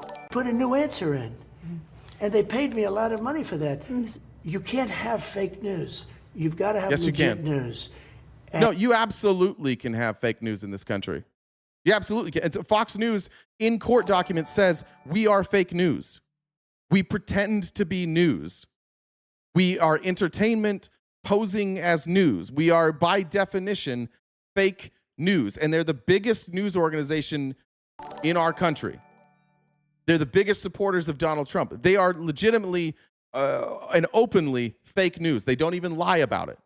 And I think that it's happening. I see, Mr. President, I see good things happening in the news. Bill. I really do. And I think one of the best things that happen is this show and new ownership, CBS and new ownership. I think it's the greatest thing that's happened in a long time to a free and open and good press.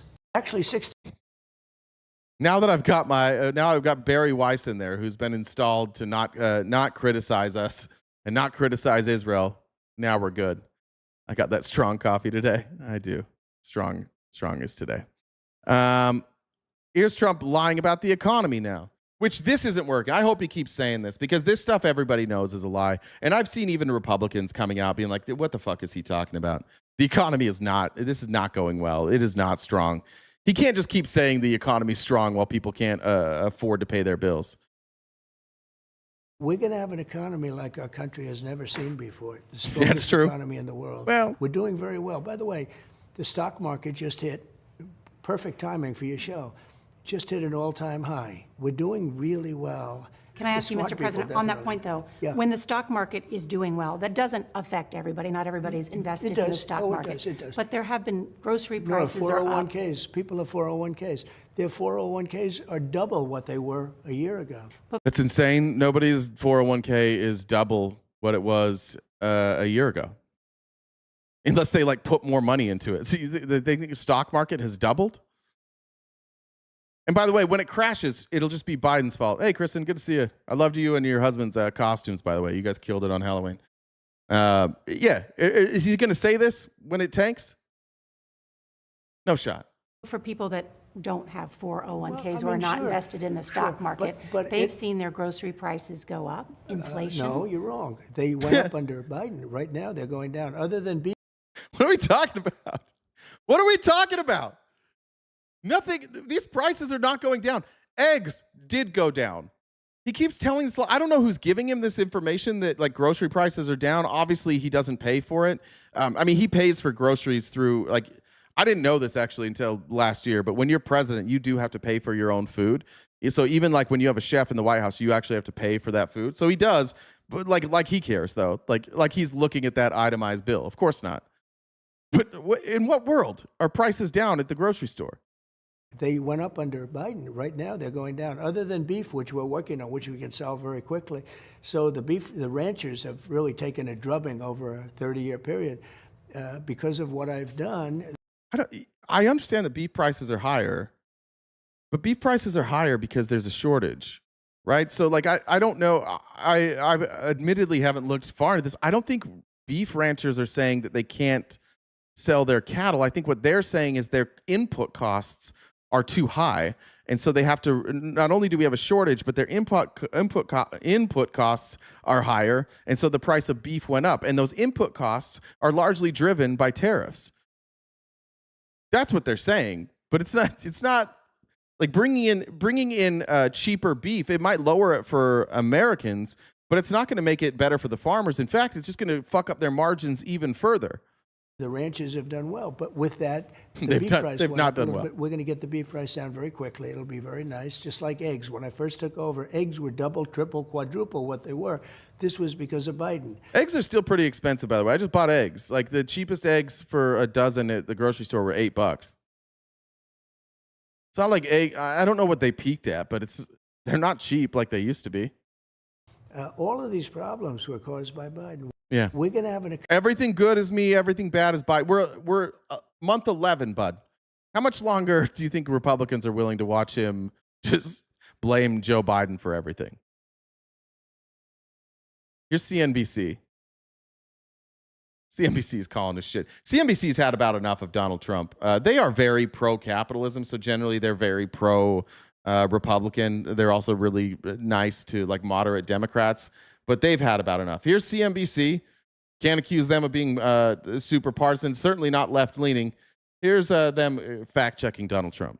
Comes to prices, 75% of Americans say prices are rising. That's the two here. 50% say faster than usual, 25% a little bit more slowly, 14% say level off, 10% say they're going down. Meanwhile, just 31% of the public think their wages will increase in the coming year. That compares with 8% seeing them actually increasing. That's the lowest level we've seen since 2021. So not a lot of outlook for that. So combination, job concerns, higher prices, wages not keeping up. That underpins a generally poor attitude Americans have about the economy right now that has dragged down President Trump's approval rating on the economy further into negative territory. And guys, I know that the data is not that bad, but these numbers are kind of sour, I'd say. Yeah, because the data is unemployment numbers, and the data is the stock market, and those don't tell the whole story. That's why CNBC shouldn't be trusted to tell you how things are going, because they're just looking at basically stocks and unemployment. But here's the polling he's talking about. Here's Harry Enton from CNN, who is owned by a right winger, but somehow is still a left wing propaganda channel, according to a lot of you. Eggs were $1.97 at Walmart. How are you guys getting all these cheap eggs? Fuck all you guys in the chat. Dozen for $1.96, 18 for $2.92. What's going on with my state? $3.30 for $9. I gotta move, man. I told you I'd plan on moving. Yeah, mine were $8 for the shittiest eggs. Because of more expensive fuel and tariff-impacted goods. So let's take a little look at this with Harry Enton to run the numbers on how Americans feel about a little check-in on how Donald Trump is handling the economy so far. How's he doing? Yeah, my mama was a doctor, and I think she'd look at these numbers and say that Donald Trump's doing absolutely awful in the minds of the American people. What are we talking about? We're talking about new lows for Donald Trump. He's hit new lows for himself. Trump's economic net approval rating. Round of applause for Trump. The record-setting president continues. He's 13 points underwater with CNBC and 19 points underwater with Quinnipiac. Everybody give Donald Trump a round of applause. Hits lows with these pollsters. CNBC, look at this. Down now, minus 13 points on the net approval rating on the economy. You come to this side of the screen, it's minus 19 points among Quinnipiac. And keep in mind, we're talking about hitting record lows for Donald Trump in either his first term, which of course ended back in 2021, or his second term, which is ongoing right now. The bottom line is Donald Trump is at the lowest point ever in either of his terms. But compare it to presidents historically. Yeah, let's take a look at this. Donald Trump is beating himself in the way you don't want to beat yourself, record lows, but let's compare it to other presidents. Well, let's take a look here. Okay, worst economic net approval ratings at this point among presidents since 1977. In the presidency, right, this is a new Donald Trump presidency. Look at this. He's the worst for any presidency at this point. How about the second term? Come to this side of the screen. Of course, Trump's in his second term. He's the worst for any president at their second term at this point. So Donald Trump isn't just beating himself with record lows. This is the lowest for any president ever at this point in either a presidency or for a second term. Donald Trump setting the types of records you simply put do not want to set. Job. Paid $5.49 for pasture raised. All right, I'm getting sick of you guys on the eggs. Fuck all of you. I don't know what's going on in Arizona. Somebody's got to figure out why our egg prices are so high in Arizona. I'm happy for all of you, but fuck all of you. Devin said, petition to add all the President's Men to the RTP movie night schedule. It's possible. That's a possibility. Let me check over here with Jen. Perfect. All right, just a reminder, we are crowdfunded. I'll update that goal here. If you could help us knock that goal out by the end of the live, that would be greatly appreciated. And then also, it looks like our audience is growing, which is organic because YouTube's not paying us any ads, which means I know they're not pushing this out. So I appreciate you guys being here.